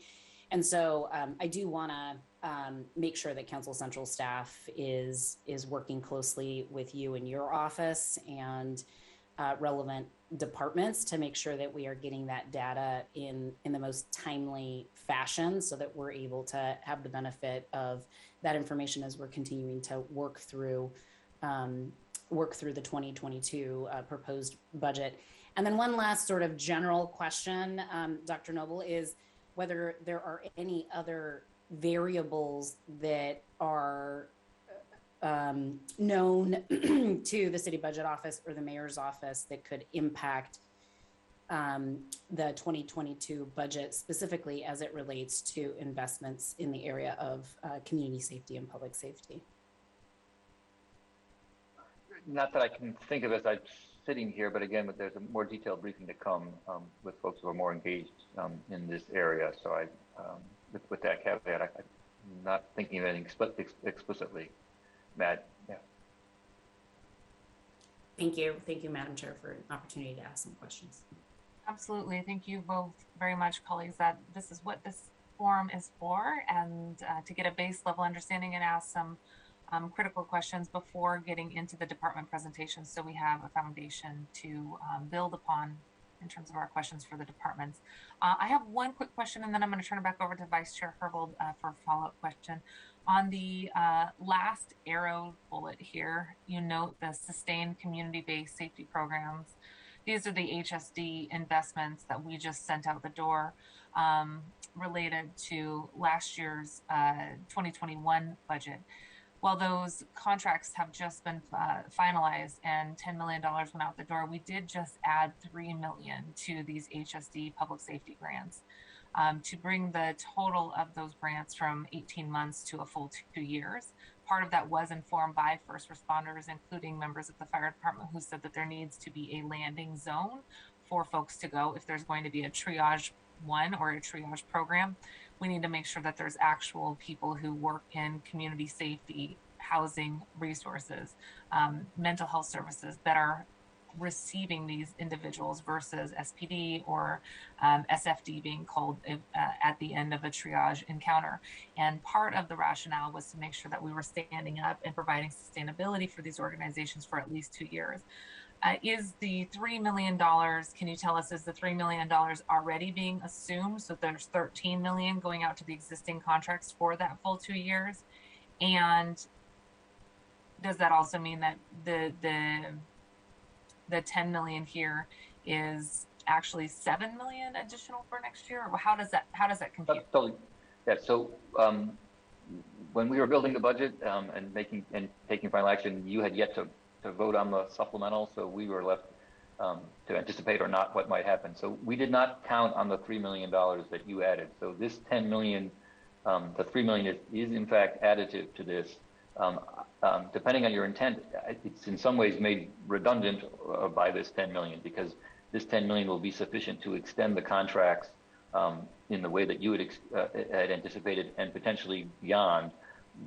Our goal was to build the budget so that this funding would represent an ongoing portion of the city budget. So we didn't find ourselves entering, say, 2023 or 2024, having to scramble to find the resource needed to sustain these programs. So this is a strong commitment from the executive that these are intended to be ongoing. They need to be part of the base budget for 22 and beyond that. So that $3 million is not that you've allocated is not needed to extend. This $10 million will do that and then some. What you choose to do with that $3 million is among the things that you will have to determine as part of this process, whether they stay in this space or are used to address other needs. Great, thanks. I see Allie on the line here too, but so let me rephrase what I think I just heard. The $10 million that's already been allocated for this year, the council, because of the underspend, has added $3 million to the existing $10 million. We have $13 million that is intended for the existing HSD contracts to not just go for 18 months, but to actually go for 2 years. If we assume then that there's an additional $10 million for this category of spending, we could actually see additional contracts be added for the 18 months or so for contracts that didn't get approved the first time around, because we know that there was at least $40 million worth of requests for funding for that fund source. So in theory, one of the options in front of us is to continue as planned to have our existing HSD contracts for community safety be extended for 2 years, and then we could be additive to that by coupling our existing 13 million with these 10 million and expanding the number of organizations that are providing public safety contracts. Allie, am I understanding some of the options correctly? Yeah, Chair Mosqueda, I think that there will be a choice, and we will certainly be putting this option before you about the $3 million if it was intended to just ensure that the existing contracts are extended. I think what Director Noble is pointing out is that this ongoing funding would ensure that the existing contracts could continue. And so there will be a choice for this council whether or not to take an action to add $3 million to expand the number of organizations that are contracted. However, we would have to address the ongoing need, as the base budget is only assuming a $10 million ongoing annual need for those contracts. Or that $3 million could be repurposed for other investments in community safety or other council member priorities. So we'll continue to work through those options with all of you, but there will be some choices, and the ongoing sustainability of those choices will also need to be considered. I would just highlight that last point, and I'm going to return to this issue as I close this presentation, that the budget takes advantage of significant one-time resources. Again, sustainability is a real challenge, and candidly, there aren't, on a forecast basis for 23, there are not sufficient resources to sustain all that is in this proposal. That is, we're taking advantage of the opportunities we have, recognizing the priorities that have been set, but that will be a real challenge going forward. And my concern would be about expanding that challenge. It's already going to be difficult enough. But I think you have framed some of the opportunities, and I think Allie has described it well. Yeah, and if I could just add one more thing, I think in that long-term sustainability question, that will be both a question for this $10 million in the proposed budget as well as the $3 million, because we still need to sort out exactly how much of some of these investments that were included last year are included in the proposed budget as ongoing, and how much would be dependent on greater flexibility and use of the payroll tax revenues moving forward. So that is all conversations to come when we move into issue ID. Thanks. Vice Chair Herpel. Thanks. On that, I have a couple questions, but first on that topic of the additional $3 million for community-based safety programs. I think the language in the council action was inclusive of the idea of being able to expand contracts that were conceived of as being, I believe, 1.5 year long contracts. It was inclusive of the idea of either expanding those contracts for more time and sort of creating a pot, or it was also inclusive of funding proposals that were received by HSD but not chosen, but it wasn't limited to that either. And I just want for if folks at HSD are listening, I am hoping that folks who are engaged in this work are considering bringing 2021 proposals to HSD for funding this $3 million. We all were copied on some correspondence from a coalition of about 20 different organizations here that identified the fact that there needs to be immediate implementation of options and resources for creation of additional non-law enforcement interventions to send to behavioral health crisis events. It goes on to say there remains broad agreement that law enforcement shouldn't be the default response to behavioral health crises. Alternatives exist to some degree in our local area, but not at full scale and not in a manner to fully replace the role of law enforcement for assistance. The void may be bigger than you realize and the immediate risks are high. Establishing more alternatives is urgently needed. And so I have, really encouraged everybody who works in this space to consider the potential availability of $3 million in 2021 funding now. And so we should think, considering what our options are as a council, we should be listening to see whether or not such a proposal is made to HSD. If such a proposal is made to HSD for 2021 spending, we won't have it to allocate for 2022. And that's my personal preference because I do see that there's a great urgency right now, and I don't want to wait until next year if there are proposals that are ready to go. So that's on that.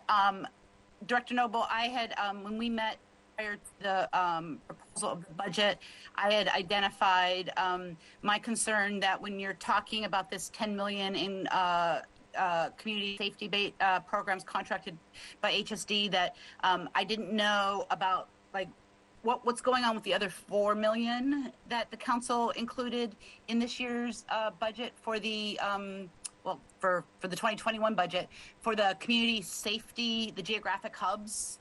The community safety hubs, that was another $4 million investment. Want to know whether or not that's included. And then I could just get my questions out so I don't forget them, if that's okay. We're already being lobbied about the community service officer program and whether or not that can be moved out of SPD and into the community safety and communication center. I remember when we talked about this last year, we had heard from the union that represents the CSOs that they weren't interested in moving. I'm wondering whether or not there have been any conversations about that in the intervening year.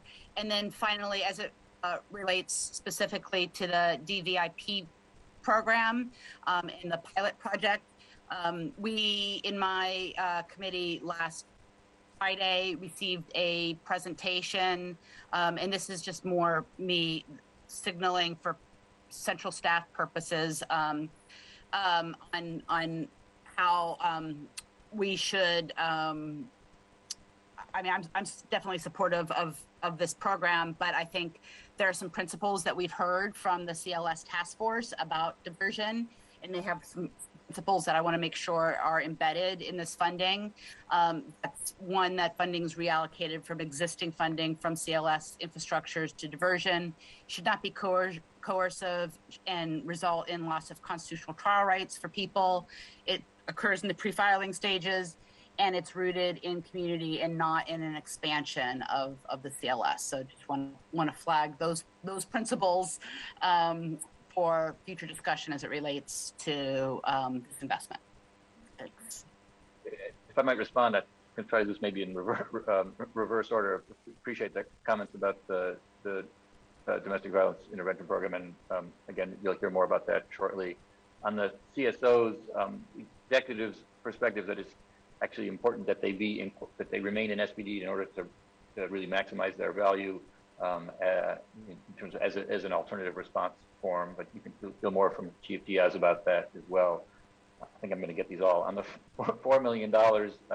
My understanding is that sustained funding. We will confirm that, and you had some other questions. We are also working on responses to, just so I can say that.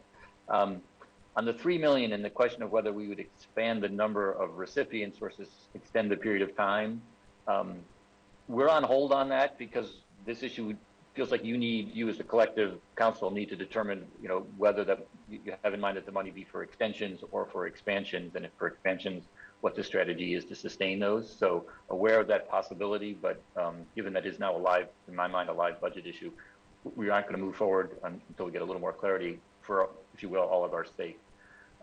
But in a related point to that, and connecting it back to your earlier comments about alternatives, and Nick Jr., and I'm going to forget what that stands for as well. I was going to try to explain it, but it's at national level analysis. What I think we know about the $10 million that's been awarded out of HSDs, those contracts are not for things that really are immediate response, alternatives response. Again, speaking as a budget director and a guy who keeps an eye on resources, we might do well to hold back some of this we don't have funding in the budget to cover what those things might look like. So if they were to be developed now, we don't have a funding mechanism for them. And they're very much in this, very untechnical language, in this space. So I think there could be some benefit and some opportunity now to set aside some funding so that we could, if we developed a different thing than Triage 1 that is in that same space, a different thing than CSOs that can do, that there would actually be a source to fund them. That those specific response, short-term, immediate response kind of proposals are not what the community has brought forward. And that may well be because it's really more on the city to identify something of that kind of formal structure. But that is a challenge. And I think your point about needing those is well taken. We will also need to fund them. Chair Mosqueda, if I could just add Please one go thing. ahead. Thanks, Sally. Councilmember Herbold, I think the first question but I'm not sure I heard Director Noble respond to, because there were several.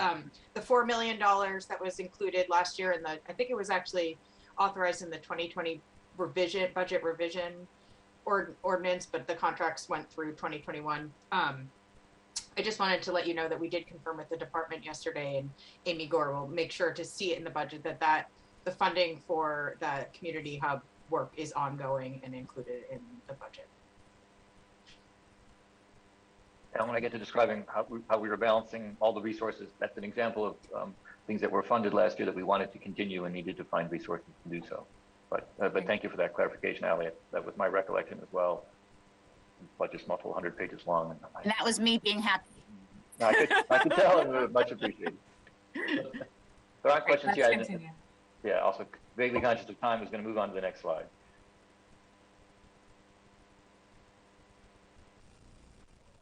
So if we could advance. So homelessness. First, want to talk about policies changes here, and then also talk about funding as well. So the most obvious, again, you're aware of this, but I want to highlight both for you and for the public that the biggest news in homelessness is that the King County Regional Homelessness Authority will be taking the lead on implementing our homelessness response strategies as of 2022, and a significant, like 90% plus of the city's funding for homelessness and related services will be essentially transferred to the King County Regional Homeless Authority, KCRHA, I'm likely to say at some point here. And then we will work with them on implementation. We and its governing bodies will work with them. We're currently developing a master services agreement. So essentially, if you will, the contract that will govern the allocation of city funds to the regional agency. And I also want to note that we worked with the agency in developing the proposed budget. So some of in terms of specific funding strategies and approaches, that was informed by our work with them. That's not to say that they might not want additional resource. I mean, ultimately there are constraints. We're balancing needs across not just homelessness, but across a variety of city services, and need to keep that into consideration. So that's obviously a very big move. So wanted to highlight that. In terms of shelter and related services, the budget largely sustains, and I'll highlight some expansions, but sustains the shelter facilities that we are currently operating, and operating in a modified way in response to COVID. Just calling out some individual specifics. There is funding, and again, in terms of expansion, the new Cairo shelter that we hope to stand up shortly, operational funding for that going forward. Funding for the Salvation Army's Soto facility, so that's one of the larger facilities that has been stood up, again, as we've de-intensified the shelter system in response to COVID. We get further expansions. There is operations funding to support 3 additional tiny home villages. The capital funding for those coming from a state allocation in the recently approved budget. And then there is funding to sustain or to support existing providers and the additional costs that they're facing operating in the world of COVID. Much of this funding is, and you'll see this when we give you the more detailed federal funding detail, is funded from federal resource, but not necessarily exclusively.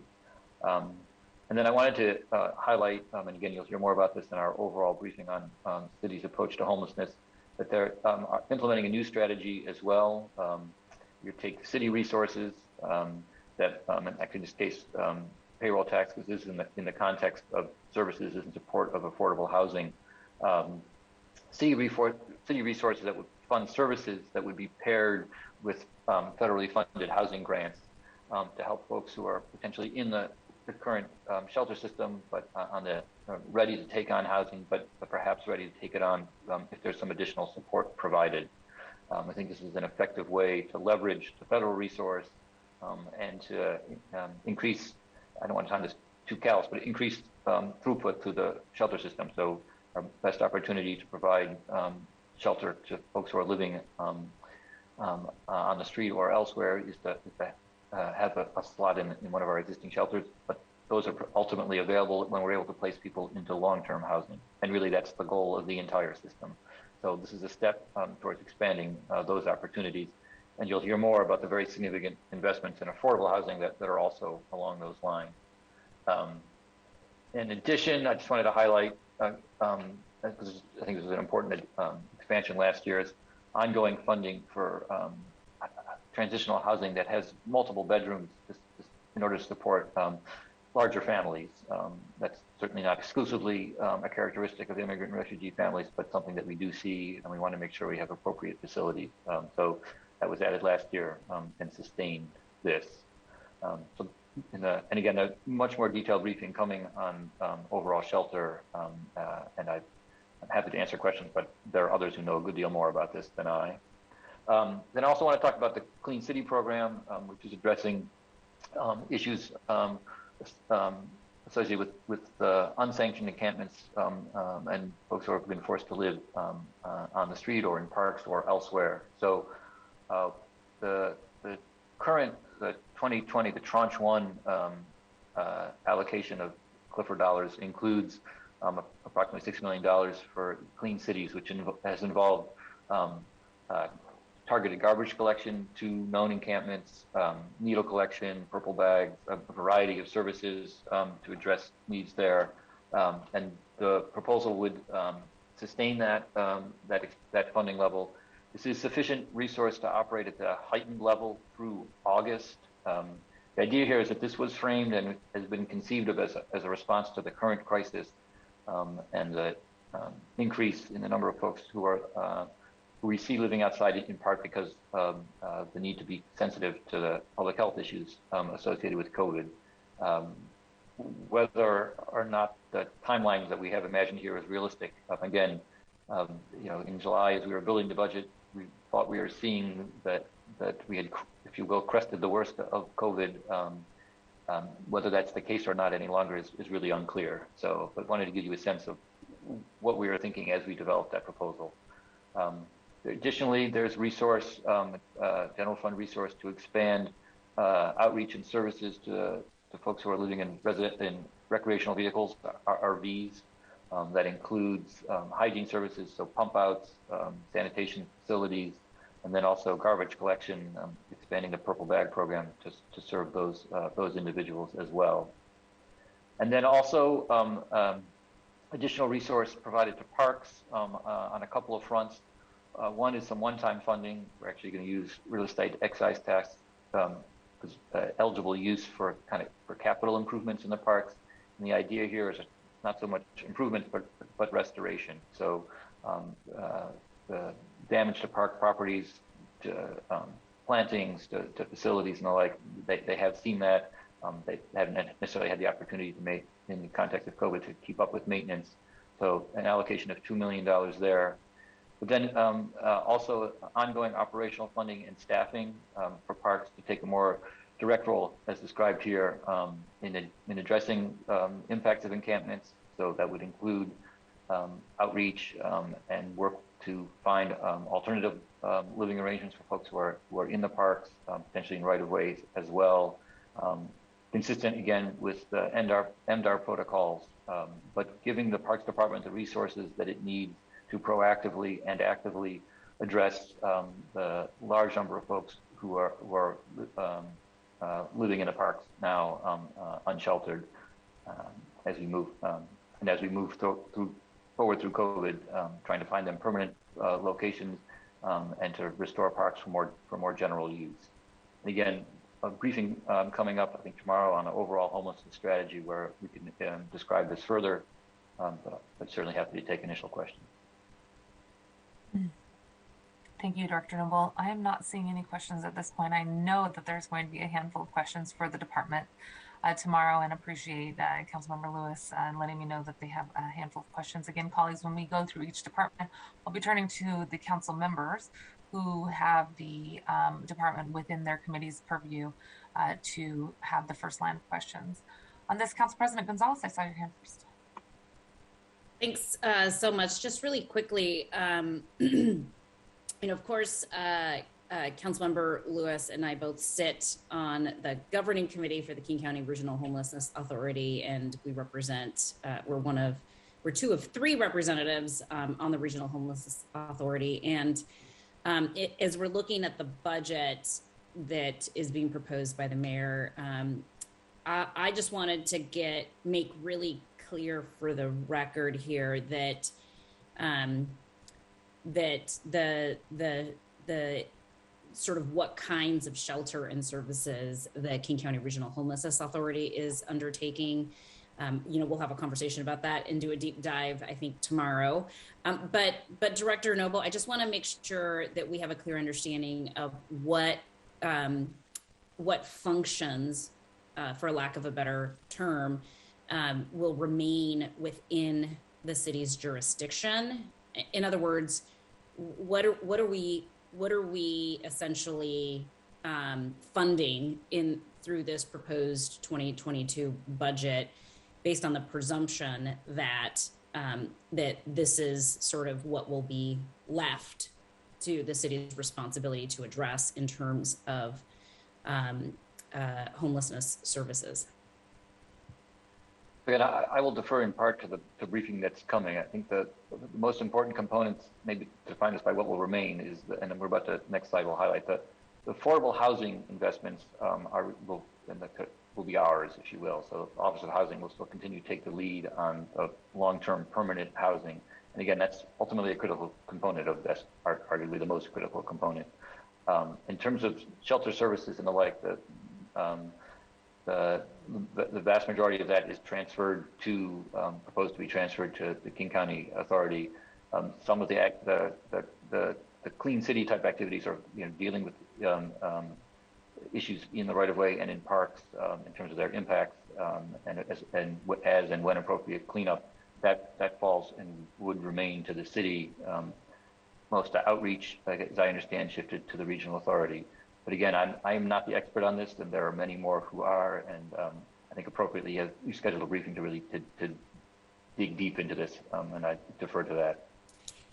No, I appreciate that, and didn't mean to sort of keep a question to make you answer questions on behalf of the Regional Homelessness Authority. Really what I wanted to get at is that the mayor's proposed budget includes funding for addressing impacts related to unsanctioned encampments and folks who are surviving outside, but based on the agreement that that function is going to remain with the city of Seattle. Correct. Thank you. Thank you. And I think that is important to tee up for tomorrow's discussion as well. So I really appreciate that being flagged for today. Council President, anything else, Council President? Okay, thank you very much. Councilmember Lewis, please go ahead.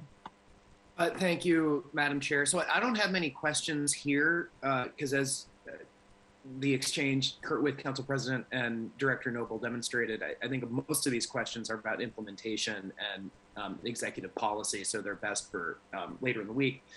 But I do just want to flag my appreciation for following up on the council's full funding of these 3 additional tiny home villages for 2021 and making sure that is a sustained, fully funded 2022 investment as well.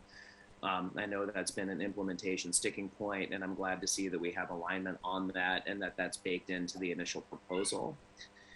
The only other comment I would make, and I think it is sort of foreshadowing a policy discussion that's going to be interwoven throughout our broader budget process, is going to be this conversation about the intersections of outreach and enforcement. And I think it's more of a policy than a budget question. I think that this council consistently, and I think it's the correct position, has wanted to seek a strategy that bifurcates outreach and enforcement instead of merging them together into one thing, which has been problematic and has in some cases made it difficult to do business with providers who do not want to be involved in a system that merges outreach with enforcement. I think we have an opportunity here to really clearly place outreach under the authority. That'll be outreach without coercion, that'll be outreach that is person-centered, and then have, things that that are enforcement focused stay within the city family and have a clear delineation between those things so that we're not commingling them and so that we're not continuing to have those trust issues with our neighbors surviving outside and with our provider community. So I think that'll be an interesting policy discussion, particularly, I guess, starting in earnest on Thursday, but probably going throughout this budget discussion, and a way to do some system realignment to work on some of the barriers that we've been experiencing through our state of emergency on homelessness that has resulted in a lot of hurdles and not realizing as much success as we would like to see. So I think I'll leave it there, but I appreciate these initial investments that are baked into the budget at the front, and look forward to talking to the Human Services Department and the authority on Thursday about how we're going to move forward on that in the end of this year and then going into 2022. So thank you. Anyway, Councilmember Lewis, thank you. That I think was a very effective framing, certainly from the budget director's perspective. This is really much more of a policy question, particularly around the proposals for parks' increased involvement. And they are, I'm not going to tell you that $1 million isn't a lot of money. In the overall context of the city budget, it's not the biggest allocation. I think, but as you've identified, there's a policy issue here, and the proposals here are in response, in part, to the fact that current strategies don't seem to be entirely successful. But I think there's every room for a healthy policy discussion about what approaches we should invest in, and what those will look like. So I think again you have framed that well, and bring you folks on Thursday who can be more informative about the thinking there, and then you will continue those discussions over the weeks to come. Well, I will take that compliment and quit while I'm ahead. Thank you. And I'm hoping I can do when we move on to the next slide. We'll see. Thanks so much to Council President and to Councilmember Lewis as our representatives on the Regional Homelessness Authority Board, and folks who have been bridging both the creation of the RHA and importantly, making sure that we are also responding as a city to the pressing needs as the new department gets stood up. We just are, I think, all interested in making sure that the city's response doesn't grind to a halt as we stand up the other strategies on the horizon here. So happy to see this, as the Councilmember Lewis has just noted. I do think that the calling out of the $2.4 million is an important item here.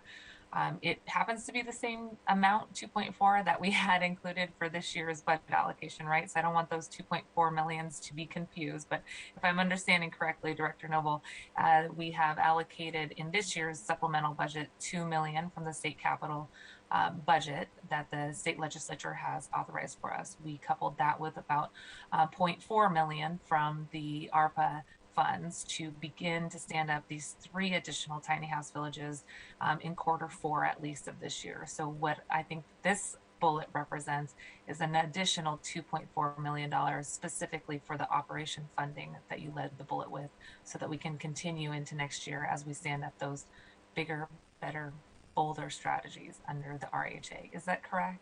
That is exactly correct. This is the ongoing operational funding. There had been partial year funding for this year, but this is to sustain these for all of 22 and build them into the base budget for beyond. Although, again, the longer term strategies become part of it. Did a policy level discussion with the KC, with the regional authority. I won't even try, and its governing body. Okay, wonderful. And as we get into the budget details, I think that's important. I do want to thank also our legislative partners, Representative Chop, Representative Macri, Senator Frocht, who had worked hard on that $2 million capital funds. Appreciate that there is an effort, as announced by Councilmember Lewis earlier this week, some movement forward on getting those sites stood up. And also our partners at the Department of Commerce, who have clarified that if they're created on city-owned land, that satisfies the 10-year site control requirements. So glad to hear that there's potential movement there. I think the biggest question on all of these pieces, including the upcoming slides for me, is going to be the color of money and where the money is coming from to fund these things versus where it was initially envisioned. As we get into the details tomorrow, I'll be asking some more questions about where these fund sources come from, but I'm glad to hear that there's implementation movement on those pieces. Speaking of movement, let's keep moving. Okay, next slide. Which article is about affordable housing. So from my end, this is really the most significant policy moves arguably are happening in this space, if you will. So, as highlighted in this first bullet here, the proposed budget includes a historic level of funding for the Office of Housing and for affordable housing. So total budget is almost $200 million, an increase of more than $100 million over 2021. And that additional funding, and I'll talk a little bit about its sources, but in terms of its uses, the largest one is to invest in housing capital, and that's standing up and building new facilities, or just as recently acquiring facilities, housing apartments that have already been built. So in terms of the total, that includes more than $50 million of the local, the federal assistance. Affordable housing is one of its eligible uses. The idea of using that resource to make a kind of a long-term investment seems particularly wise. I'll talk a little bit more about the overall strategy on federal funding shortly. A significant share of payroll tax money to support that. You recall that the policy directive on the transportation network company tax was that a share of it go to affordable housing as well. Obviously, with the pandemic, the revenues there have been less than expected, but nonetheless, there is an allocation of those resources. And then the mandatory housing affordability, or MHA program, is with increasing development, has proven to be a robust revenue source for affordable housing and investing in long-term capital as well. So that's a portion of that. The next category is also really largely about housing capital, but I wanted to highlight that it's specifically targeting issues of displacement and ideally, in communities, many of them BIPOC communities, facing the pressures of gentrification. I'll talk a little about this more going forward, but the proposal here, again, being responsive to Council's appropriate emphasis on affordable housing as a priority, to take what the Strategic Investment Fund and restructure it slightly, and where roughly half, a little bit more here, goes to this particular housing element. Again, that helps us achieve an overall increased level of investment in the capital needed for affordable housing, but also responsive to concerns about displacement and the impacts that gentrification are having on the city's communities of color in particular. Also in this space of affordable housing is funding for one of the recommendations from the Equitable Communities Task Force. So that task force had recommended $6 million to be invested in home ownership. Again, particularly targeting communities where home ownership is lagging because of overt and long-standing historic racist policies around housing. Redlining is one example. So I'll talk again later about kind of overall funding sources, but highlighting that this is proposals to fund this with payroll tax revenues, because one of the specific priorities identified in the Jumpstart resolution and ordinance was home ownership. So this is the place where interests were aligned, and as we were sorted through the puzzle of available resources, saw a clear opportunity. So again, most dramatic policy shift or policy investment represented in the budget is around affordable housing. And this is a good summary. You'll get a briefing shortly about from Director Alvarado. Will provide additional detail as well. But I'm again happy to take questions.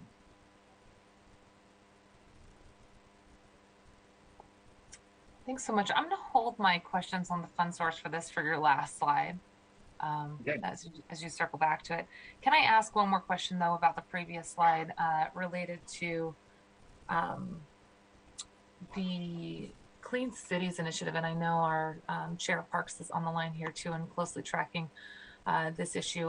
For me, I think that our investments in health and hygiene is really paramount in addition to housing in this upcoming year's budget. So I just want to ask a few questions here.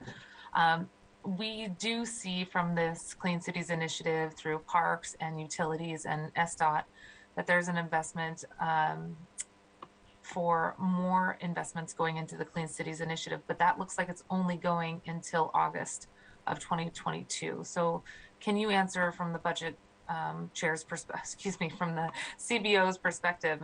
It feels like this is more of a budgetary question than a department question, but also happy to carry this over tomorrow if you prefer. First, why are we using the one-time resources like the federal funds to support this work that is time limited when we can be certain that we know we're going to need to do this going forward? And even though it's one-time work, why are we assuming that it's going to end in August of next year versus at least carrying it through the full budget? No, obviously good questions.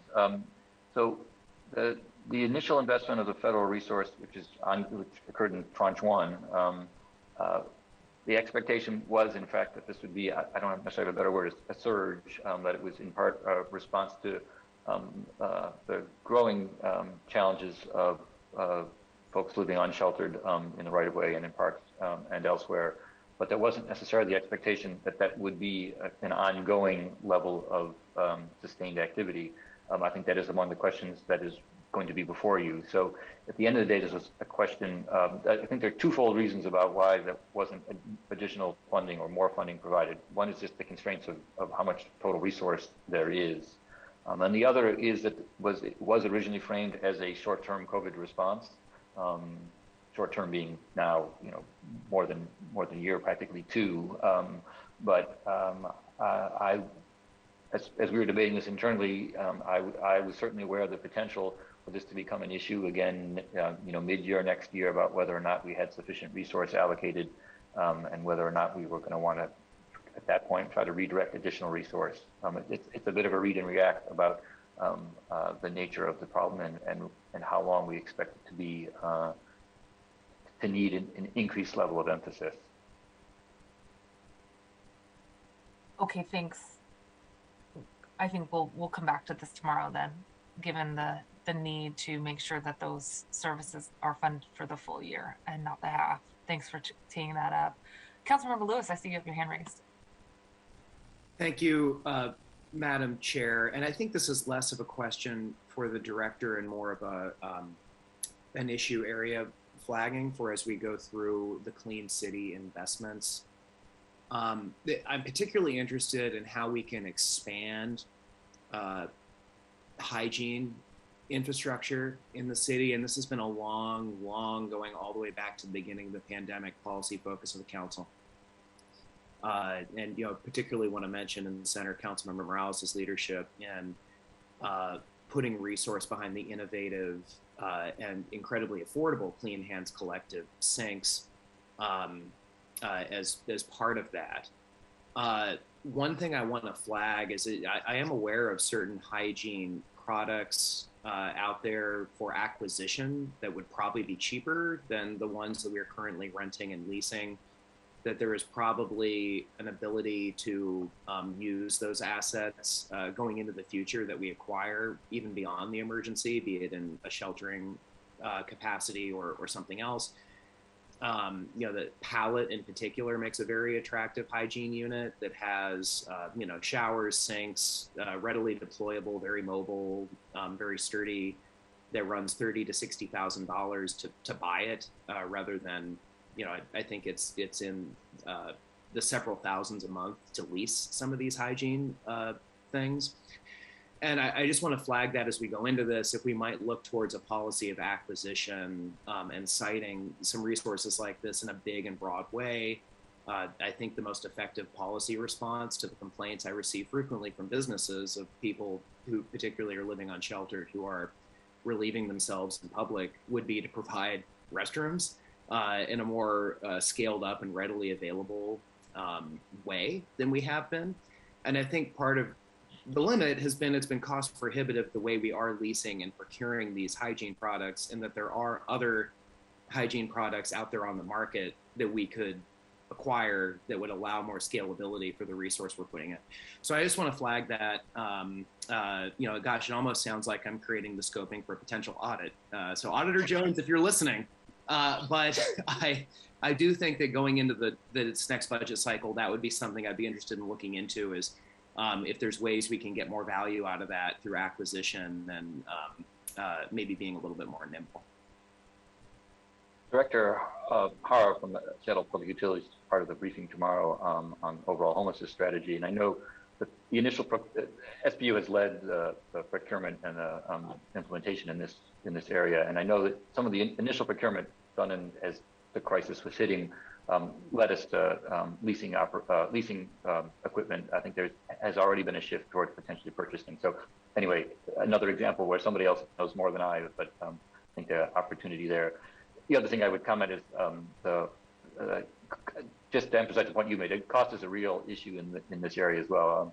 I have enough history with the city to know that previous consideration and actual steps have been taken to develop publicly accessible restrooms, given the need to plumb and electrify and the like. Those can be very expensive to stand up. I'm not saying that they're not worth doing, but just recognizing that that has been an issue and as that's been considered in the past, but under different circumstances, need now arguably notably increase. Thank you very much. And again, I think a good flag for our future conversations, not just tomorrow, but throughout the budget, health and hygiene are some of my top priorities, along with housing for this budget. I think that is how our council proposed budget really centers on health, safety, and housing. And I look forward to those future conversations. Thanks for teeing that up. And again, good recognition of Councilmember Morales' past work as well on the Street Sinks program. Allie, did you have anything? I saw you come on screen. Just wanted to make sure before we moved on. Thank you, Chair Mosqueda. I was just nodding to show that central staff was taking notes on the direction. As always, thank you so much. Okay, Director Noble, I think we are on to the slide after housing now. Yeah, if there aren't any questions on housing, we can move on to one more. Green New Deal and the Duwamish Valley. So there's a little bit of a link here, which is why they're on the same slide. Two, again, I was highlighting affordable housing as, in dollar terms, the most significant policy move, if you will, in the budget. But both of these are significant as well, and I think really important. And personal note from a budget director's standpoint, really gratifying to be able to include these. So the budget does include $14+, 14.3, I believe is the magic number, in new funding for the Green New Deal. I will link back there. That is consistent with the funding level called out in the Jumpstart resolution and ordinance. In terms of the specifics there, $6.5 million, so not quite half, is unallocated in this budget. So with the expectation that the Green New Deal Advisory Board would make recommendations about how to allocate those resources. Recognizing that they'll take a little time to do that, we also thought it was appropriate and had important policy objectives for some share of the remaining funds. So, but the idea is that the advisory board would recommend on the $6.5 million for that remains unallocated for 2022, and then recommendations for 2023 and beyond as well. They're just getting stood up, and I actually had a chance to give them a little bit of a briefing as some of my staff on the budget process. We're looking to get recommendations on 2023 funding for them by mid-year next year, so 2022, so that we can incorporate those into our budget process. And the staff at OSC who are supporting them are aware of that target. They'll also then have to, but also have the opportunity to allocate the $6.5 million for 21 as well. So, and ideally to do that relatively quickly, but thoughtfully. So that's the first chunk of the money here, technical term. $4 million directed into the Duwamish Valley program, part of an overall funding initiative there. I'm going to highlight that here as the second part of this slide, so I'll come back to that. Subsidizing conversions from oil-fueled furnaces, in particular to heat pumps. So this is a one-time $1.7 million appropriation for that purpose. The basic idea here is that the original policy intent of both the mayor and the council had been to fund and to subsidize these conversions with the modest tax that is to be imposed on home heating oil. However, given the economic and financial impacts of COVID, policy decision has been made to delay the implementation of that tax. What we didn't want to do was delay the implementation of the conversion program. So given that the revenues are going to become forthcoming, we saw a chance to use this again on a one-time basis to plug in and continue on the schedule we had anticipated as if the tax had been imposed on its original schedule. So that's the idea there. Again, OSC is coming forward shortly to give their departmental update, an overview. They'll be able to tell you more about the clean energy pre-apprenticeship program. But again, this is consistent with the policy goals called out in the Jumpstart legislation, and with the notion that the Green New Deal holds real promise for employment opportunities in new fields and in new areas. So this is investing for the longer run by developing the job skills needed to take advantage of those opportunities. There's an expansion of the Environmental Justice Fund. This was a recommendation of the Equitable Cities Initiative Task Force as well. So again, entirely consistent with environmental justice and the principles of the Green New Deal.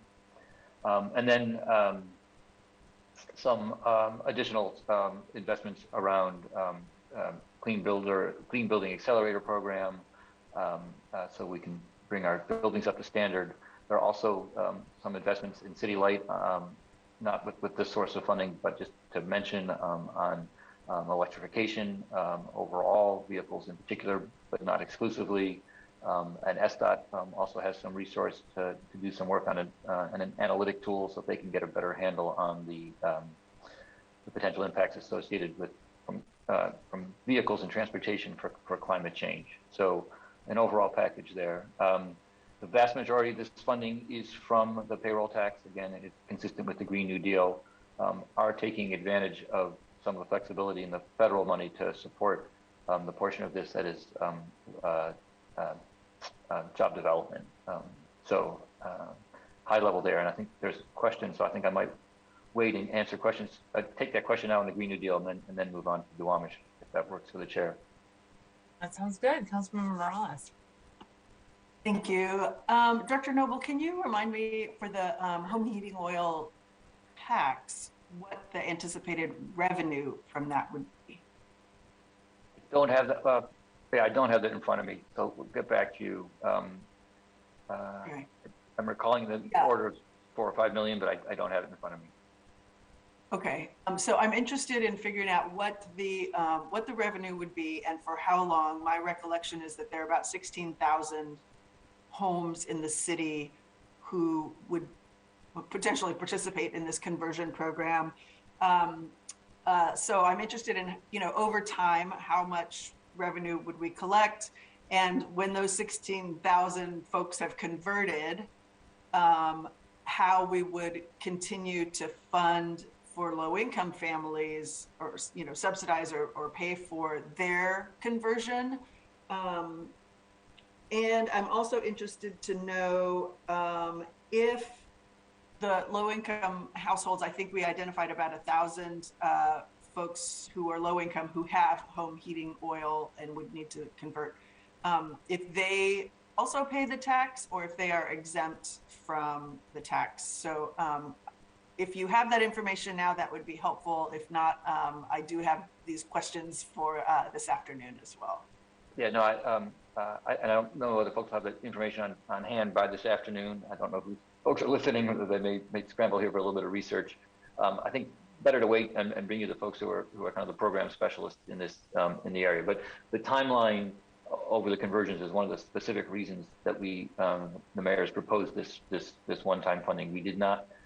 We had a path and a schedule, if you will, about the conversion, and although we were delaying implementation of the tax for good reason, did not want to delay the actual conversions of the furnaces so that we can achieve the climate impact and be successful in the overall strategy.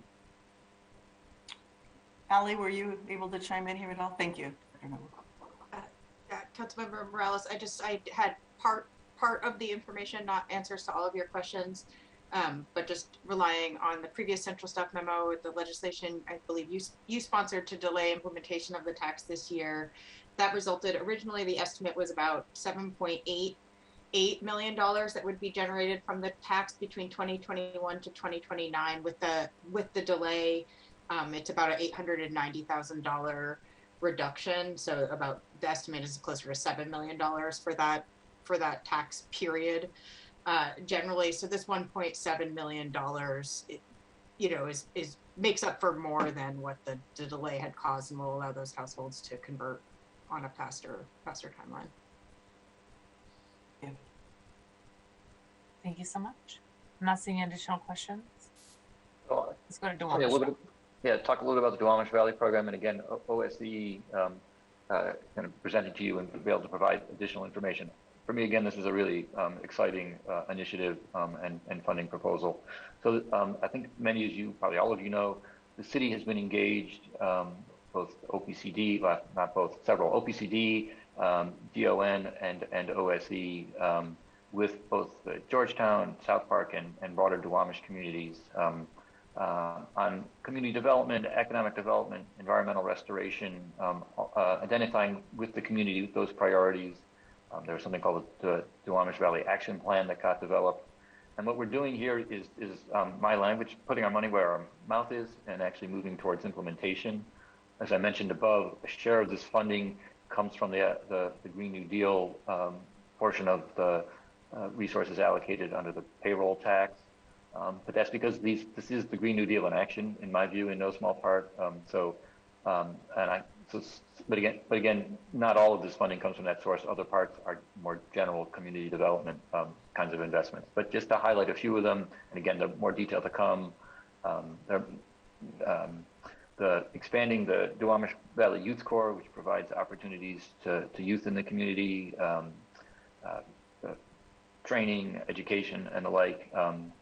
Very specific proposal that's designed to target air pollution in the area. So incentives for heavy-duty vehicles so they can be converted to electric power, again, to avoid the particulates and air pollution associated with diesel and heavy-duty vehicles. Workforce development investment, a particular capital project that's to improve pedestrian access along 8th Avenue, opportunity to actually get to the river itself. This would be dollars allocated to SDOT, but again, it's really a community access, community development program. Some resource targeted for Duwamish Valley businesses in particular. They've been particularly impacted by COVID, but also by the indirectly or directly the work on the West Seattle Bridge and the redirection of traffic on various routes. Another interesting idea, and this one actually, again, not actually Green New Deal resource, but others, opportunities to use plantings to help define and shield residential areas from industrial properties so that the relative proximity is a reality, but try to make it work better for both the residents and the businesses. Commitment to ongoing staff so that this work can be supported going forward, and we'll have sufficient resource to do that.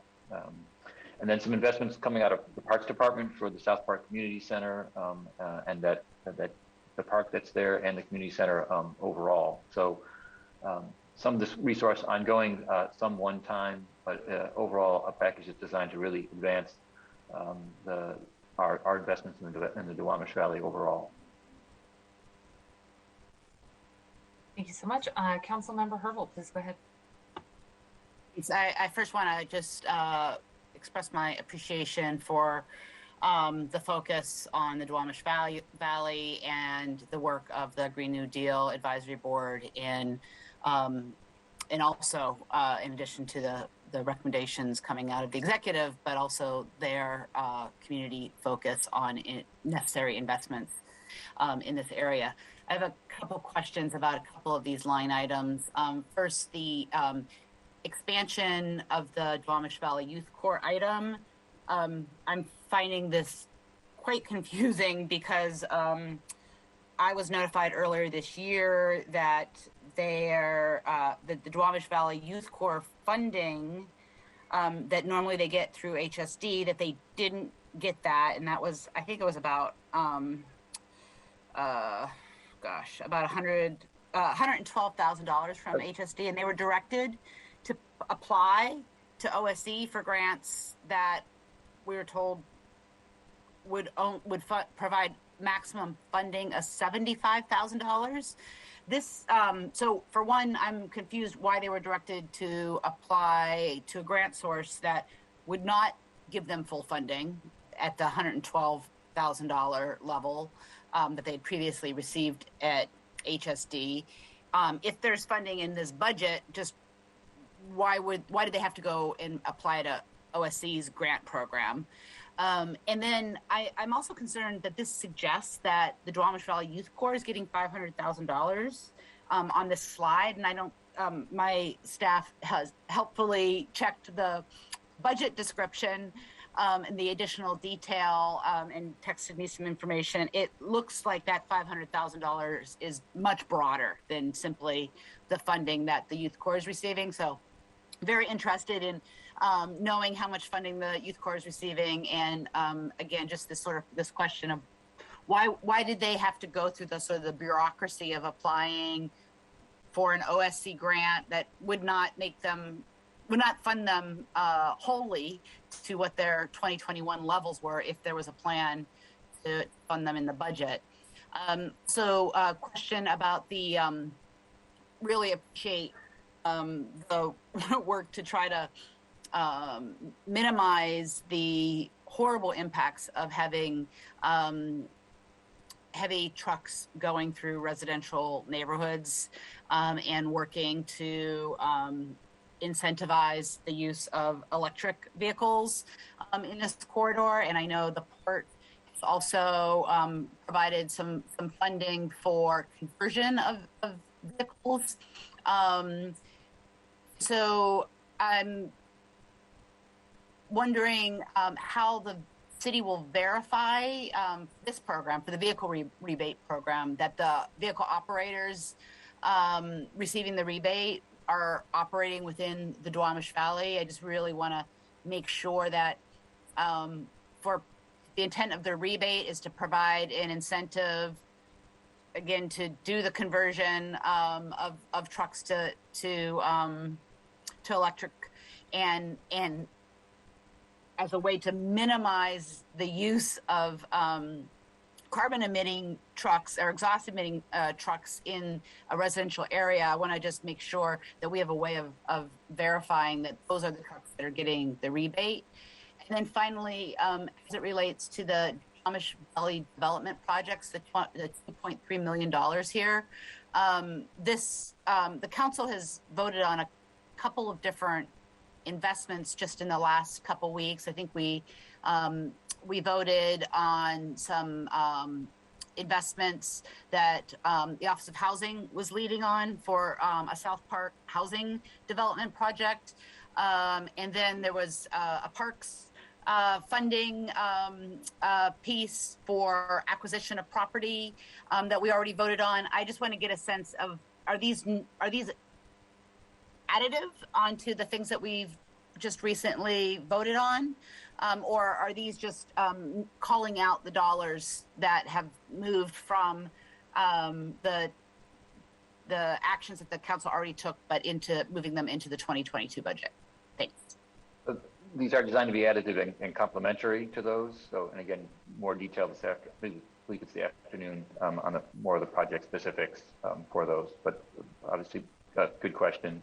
On the vehicle incentives, that's exactly the right question to be asking. I've asked it myself. The details of program formulation are still underway, if you will. So these are budget decisions that were made in the last couple months. So it hasn't had an opportunity for OSC and City Light haven't had an opportunity to fully flesh out how to structure those incentives. But that's exactly right. We need to become thoughtful about. I mean, there are some. I think port vehicles being a great example. There are some vehicles who spend a good deal of their time in the neighborhood, but I think that's, if you will, the bang for buck there is on targeting those types of vehicles.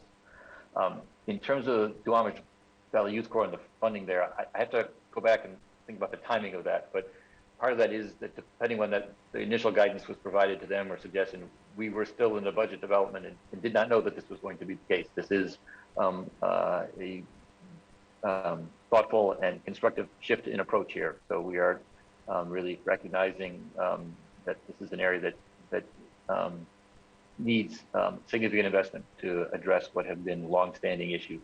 So this is a shift and a different approach, and that may, depending on the timing there, that may be reflective of why different advice was provided sooner, provided earlier rather. Councilmember. Take that, just a quick follow-up. But because, you know, I think some of my South Park constituents who either volunteer for or work for the Youth Corps might be watching, I don't think it's accurate to suggest that the Youth Corps is getting a fivefold increase. Yeah, in no, their and I will count on this afternoon's briefing to provide additional clarity there. Again, this is the part where I'm candidly dangerous. I am, you know, a few inches deep and many thousand miles wide. So last thing I want to do is be providing bad information. There's correction that'll be made. It'll be done this afternoon. So I appreciate you calling that out. Thank you very much. I'm not seeing additional questions. We're getting near the end. Colleagues, we do have about 50 minutes left here, so there should be plenty of time for a question at the end as well. But let's keep going unless, Director Noble, you had something else on this slide as well. Nope, I'm good to go. So we're going to shift now and stop talking less about sort of individual proposals in terms of funding and give you a better sense of some of the funding sources and how they've been allocated. Some of what I'll describe here will refer back to things that I've talked about. Some of it is new, and I'll make that distinction as we go. We do have a whole briefing for you coming up on the federal funding, not just on the second tranche of the coronavirus local relief recovery funds, but also on the first tranche, on the previous dollars, as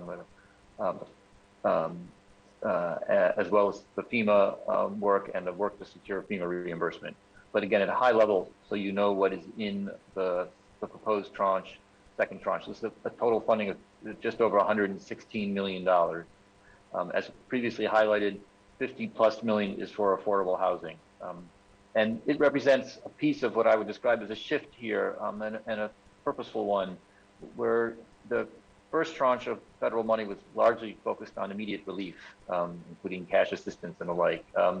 Second tranche here, we are continuing to make community investments, but thinking more about the longer run and the real opportunity that this much one-time funding provides.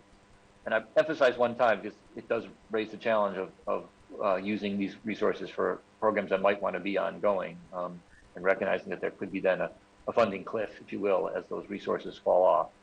So affordable housing as a one-time use seems like an ideal opportunity. The city obviously has an affordable housing crisis. It has a homelessness crisis. And using these resources, these $50 million in housing. Those are housing units that will last for 30 plus years. But on top of that kind of transformational opportunity, there's also a stimulus opportunity here. I think the actual building of housing will require that we hire people and pay them. So there is that element as well. So really, for all those reasons, makes a lot of sense. That said, although we are looking at the long term, immediate relief is still an issue. So there's $25 million is for shelter and food assistance. It's part of what supports many of the shelter investments I mentioned above and the continuation of the COVID-related facilities that we have stood up. So that's a piece. And we've been thoughtful here. This money, the bulk of it gets spent in 2022, but a share of it, consistent with the federal requirements, the anticipation is that it gets spent in 2023, and even a small portion in 2024, because it's, again, supporting a set of shelter activities and shelter slots that we're unsure of whether we will want for the long run or not. What we know we don't want is a significant or dramatic funding cliff at the end of any given year. So at the end of 2022, we would need additional city money to sustain some of what's funded here. Because again, we're carrying some amount of money into 23, and the same again at the end of 24. So a step down strategy, and working with the regional agency, determine what's the right approach as we reach those milestones. Significant portion of funding for economic recovery. That's includes an increasing emphasis on job training and workforce development. Again, we're thinking about the longer term and investing for the longer term. It's training and job opportunities are what's needed to really transform the economy. Potentially some roles that will no longer be in place as the nature of the service economy shifts, but investing in people for the long run as well. So that's $4.5 million of that total. $7.5 million is for business assistance, but particularly more targeted, so more significant support for ultimately fewer businesses, because the math just works that way. With more funding, it'll be fewer beneficiaries, but really trying to make more transformational changes. So support that would help businesses achieve ownership potentially of the facilities they operate from, or make significant capital investments that would allow them to expand their operations. OED will be able to tell you more about the details there. But also in the short term, additional cash support for our child care providers. We're not going to get people back to work, in particular, not to get parents back to work or back to the office without an effectively operating child care network. That network has been significantly stressed by COVID. Reduced enrollments, reduced the staffing constraints associated with keeping, I know this well because of my own personal circumstance, the teachers not being able to work across classrooms because, again, trying to contain COVID exposure. All of those things end up being cost drivers. So additional financial support there. We are facing additional city costs now ever more on an ongoing basis. So there are resources allocated, particularly on the IT side. Some of that is hardware. Evermore, when computers reach the end of their useful lives, we are replacing them with laptops rather than desktops to facilitate hybrid work arrangements going forward. There is an incremental cost to that, one that hasn't been built into the rates that we collect from departments, because this was not fully anticipated. But it's not just hardware, it's also people. There are more calls to the help desk. There are more concerns about cybersecurity. So those are very real and tangible costs. You also see proposals for some additional staffing, both actually at the budget office, also in FAS and in the Office of Emergency Management, to appropriately keep track of what amounts to probably in total more than $400 million of federal money is going to require additional staff. That funding is actually enough to sustain that staff into 2023 and to 2024, because that will be the reporting period around the federal money. And you'll hear the city we're taking a leadership role at a national level in terms of being able to get dollars out the door. I want to be able to match that with leadership and being able to account for those resources and meet the requirements of the federal government, and also to be transparent to the public about how we're using that money. Additional resources for Seattle Promise, that was part of the overall plan around Tranche 1, but again, I expect some discussion around that. The affordability porthole, again, it was partially funded with the first tranche. idea here is to build effectively a website, but a portal whereby this, residents could apply for the city's income qualified programs in one place with ideally one form. That's long been a dream, but trying to make that a reality with these resources. Again, using the resources to make one-time investments that will have long-term impact.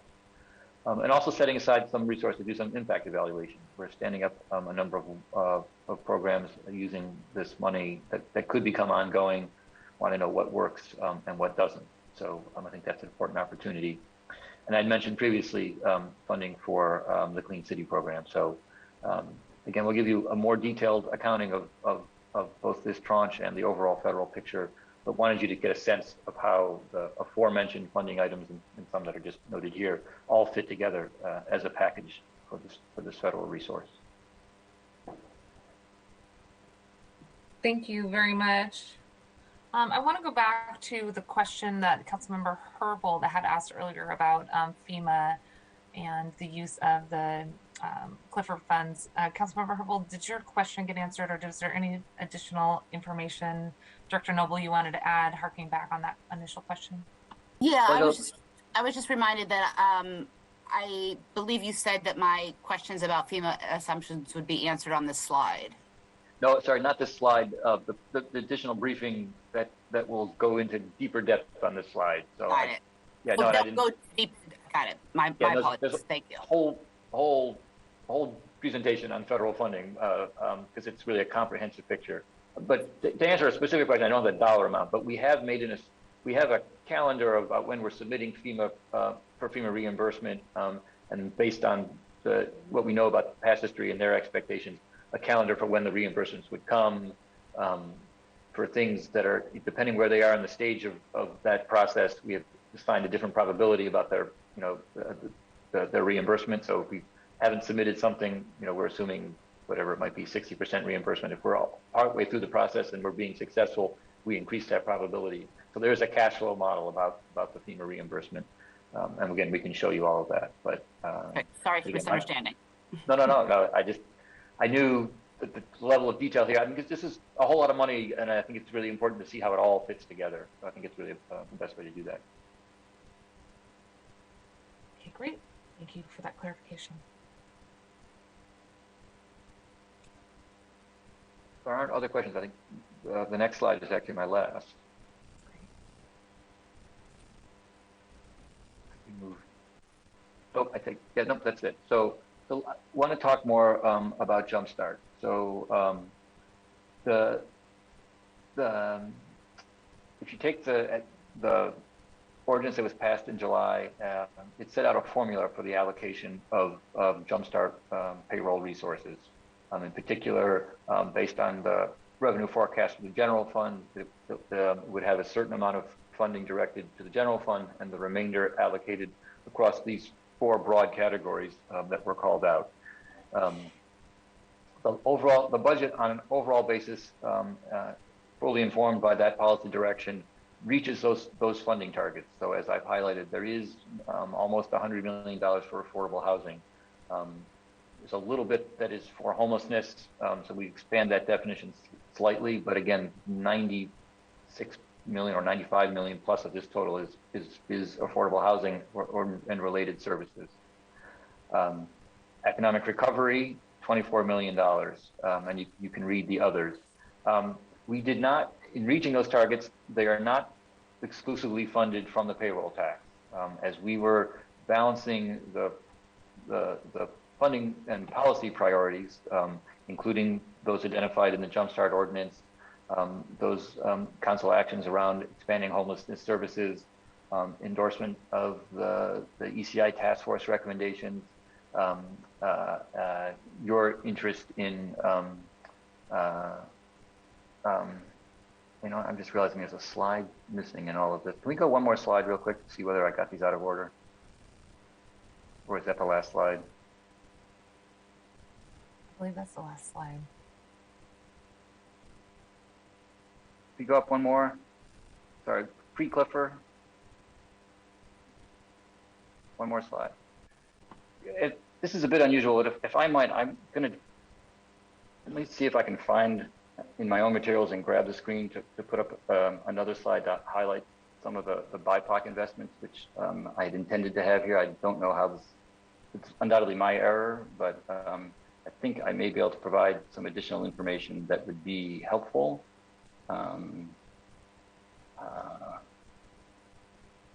Let me see whether I can find that file really quick.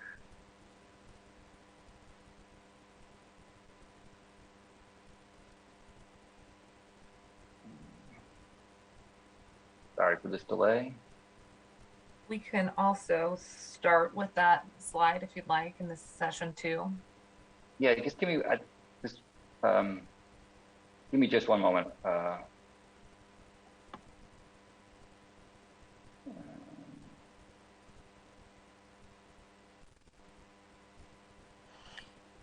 happy to filibuster with a question for Allie in the meantime. Please do, please do. So I long ago worked in radio, and I know what dead air is like. On the slide about the federal relief priorities, have we checked to see whether or not the priorities on this slide map to the priorities of the council in Resolution 31999?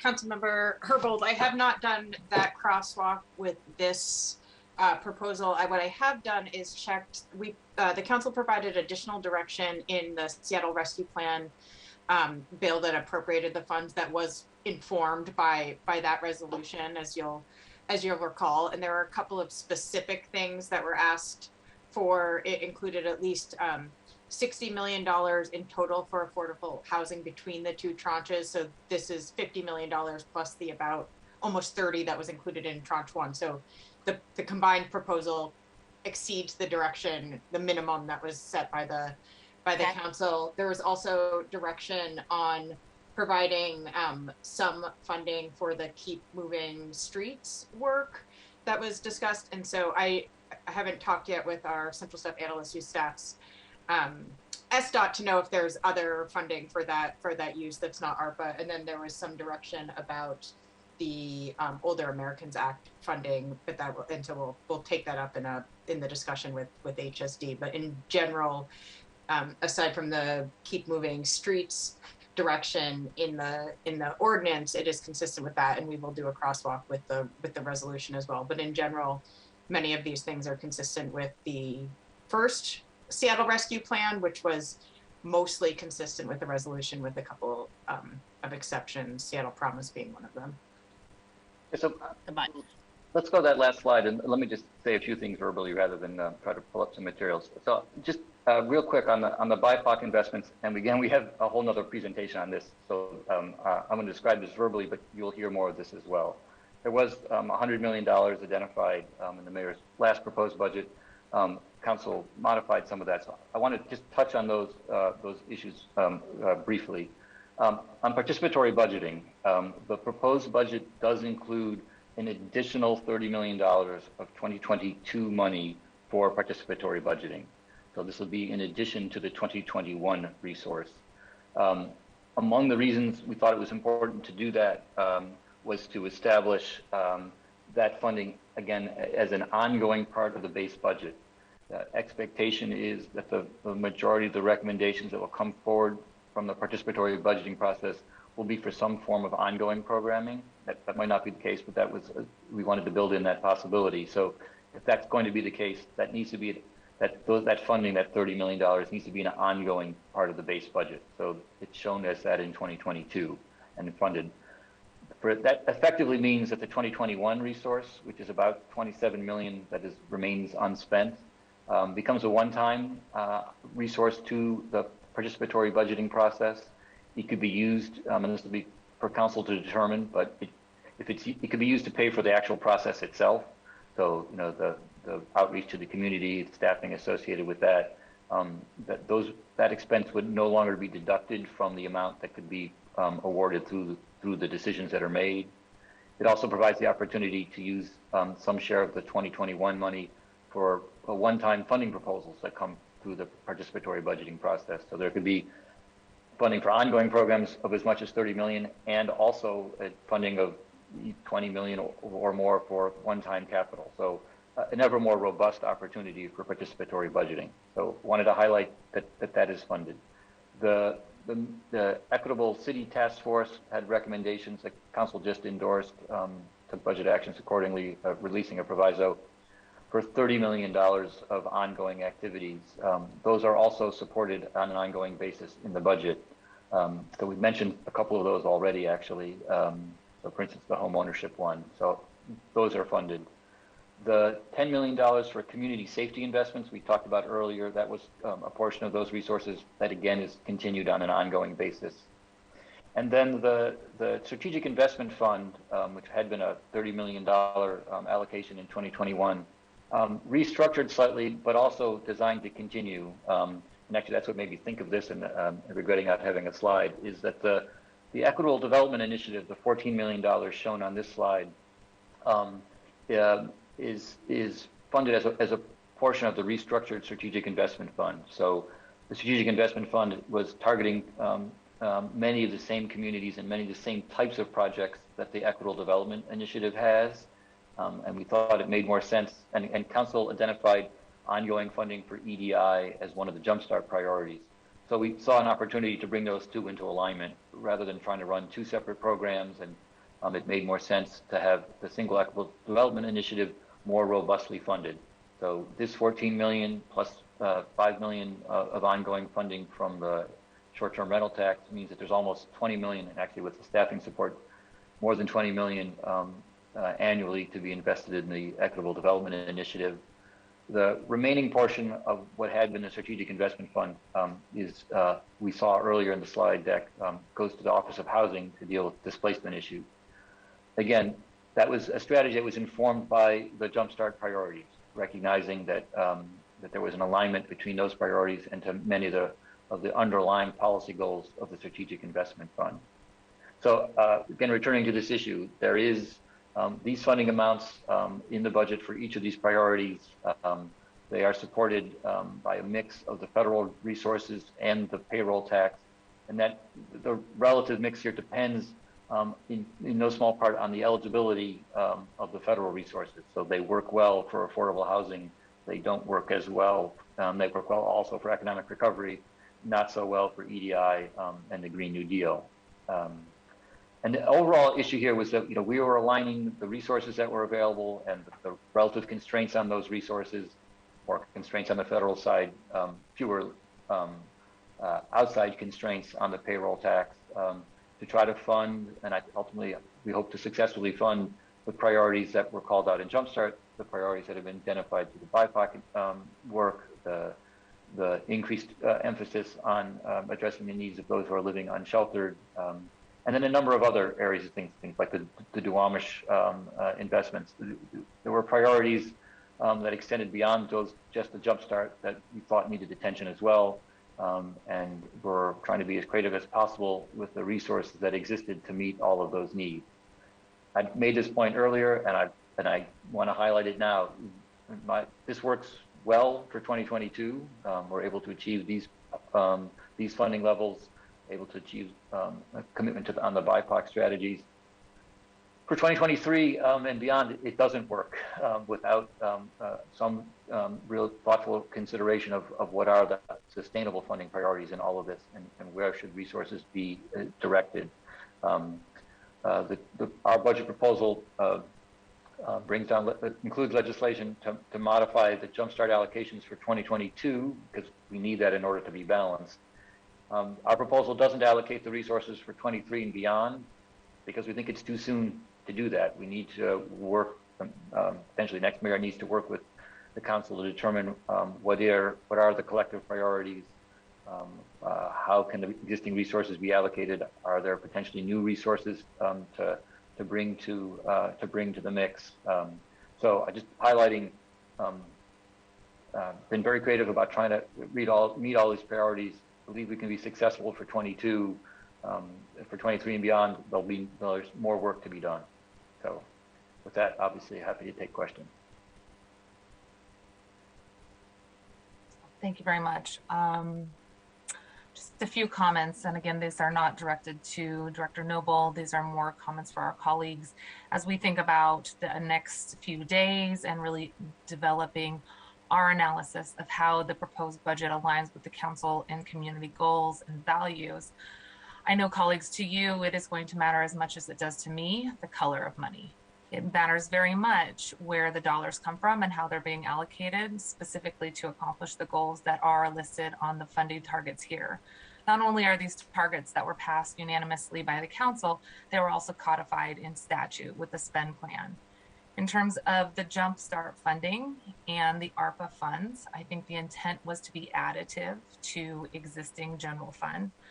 Obviously, the ARPA funds, the American Rescue Plan Act funds, came at a critical time for us to try to replenish investments into core government services, and we are proud of the investments that we've been able to make. I think there's a lot of alignment when you think about where the council and the executive had shared priorities for cash assistance and child care assistance. That's all very much appreciated. But we want to be very careful, again, not to pit one priority against another priority or to double count fund streams for investments that should have been additive. I think when we look at things like the Mercer Mega sale and the strategic investment funds, those investments in especially BIPOC communities to address communities that have been at highest risk of displacement was the intent of the Mercer Mega sale. There may be a lot of alignment with the Jumpstart equitable development investments that we had prioritized, but those should have been additive building blocks, if you will. And while there may be alignment, I think the council has an opportunity to really dive in to make sure that we are accomplishing the goals of seeing growth in those areas and not funding sources used for existing priorities. We want to make sure that we're not using any of these fund sources to fill the coffers for checks that couldn't be cashed before, because these need to be additive investments for our communities, specifically at housing.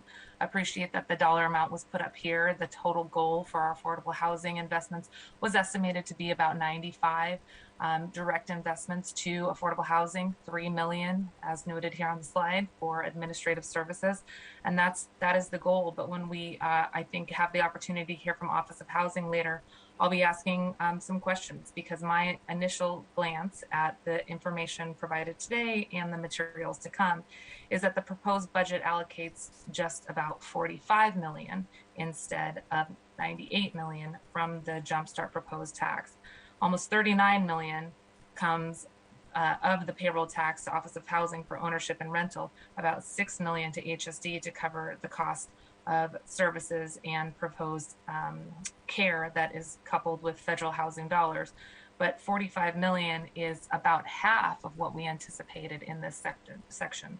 So I think that there's a lot of further analysis to do to really see where we can be additive to accomplish the goals that were envisioned by this council and the community when we passed the Jumpstart spend plan, in addition to making sure that those ARPA funds are going into areas to rebuild and invest in a more equitable Seattle. And I absolutely agree that in some places there is going to be shared alignment. I think our emphasis over the next few days is to really identify where the fund sources is coming from and the color of money behind each of those investments to truly be more robust in our investments versus counting boxes twice. Councilmember Morales. Thank you, Chair Mosqueda. I was going to address all of that, but you just did. So I will just say that I want to appreciate the acknowledgement from the mayor's office about the importance of maintaining the participatory budgeting practice as an ongoing part of our base budget planning.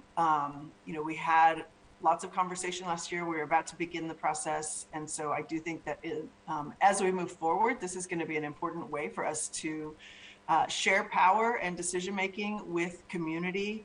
And how we get to that 30 million is something that I will be keenly involved in and interested to move forward. But I do think that it's an important acknowledgement that this is should be a key part of the way we do budgeting from here on out. And I just want to signal my intent to keep that front and center as we're talking about how we make community investments and who gets to be part of those conversations. Dr. Noble, I know you had another slide. Maybe we can incorporate it into an afternoon presentation if you find it, but I do want to thank you for walking us through this high-level overview today. Obviously, much more detail behind each of these slides, and that's the intent of our afternoon session, all day tomorrow and all day Friday. Did you have anything else to close us out with, or anything else that you wanted to say? Just real quick, my verbal description of how the 100 million was continued in various forms was that other slide, so don't need to go back to it. And again, you'll get there's a detailed briefing coming up about the community-led investments where we'll show you that all in more detail. The only thing I wanted to do actually was to echo some of your kind and some of your colleagues' kind comments. What I presented today is surely not just my work. It is the work of many in the budget office, many across the city. It reflects work that we've done in consultation. Again, we take responsibility, but in consultation with central staff and some of your staff. So just want to express appreciation for all of that work and to acknowledge this marks the second year in a row that we and the budget office have built and balanced a budget in a completely remote environment. I realize everybody is working that way, but it is a real challenge and a stress. We've now helped not only balance those two budgets, but dealt with the funding crisis created by COVID. So just want to acknowledge the work of the team here and appreciate your support and acknowledgement as well. So, and again, welcoming the partnership going forward. So thank you, and more to come. Well, that sounds wonderful. And again, I know that there's a whole team behind your efforts here in the slides today. So please do pass on our appreciation. We know that this is going to be ongoing conversation with you all as we seek to understand the proposed budget in front of us and redraft over the next 2 months. Colleagues, any final comments? Allie, any final comments from you? Okay, well, I will just say, for all of those watching online who maybe get the sense this feels like the first day of school, we're going to go into recess. So Ryan Packer, that was for you, and crew who are excited about this first day of school. Recess will end at 1 p.m. So please do come back. We're going to go over the Office of Economic Development, Office of Sustainability and Environment, Department of Education and Early Learning. Council members, any additional comments? I'm seeing waves. We'll see you at 1 p.m. Hearing no objection, the Select Budget Committee is in recess. 2 p.m.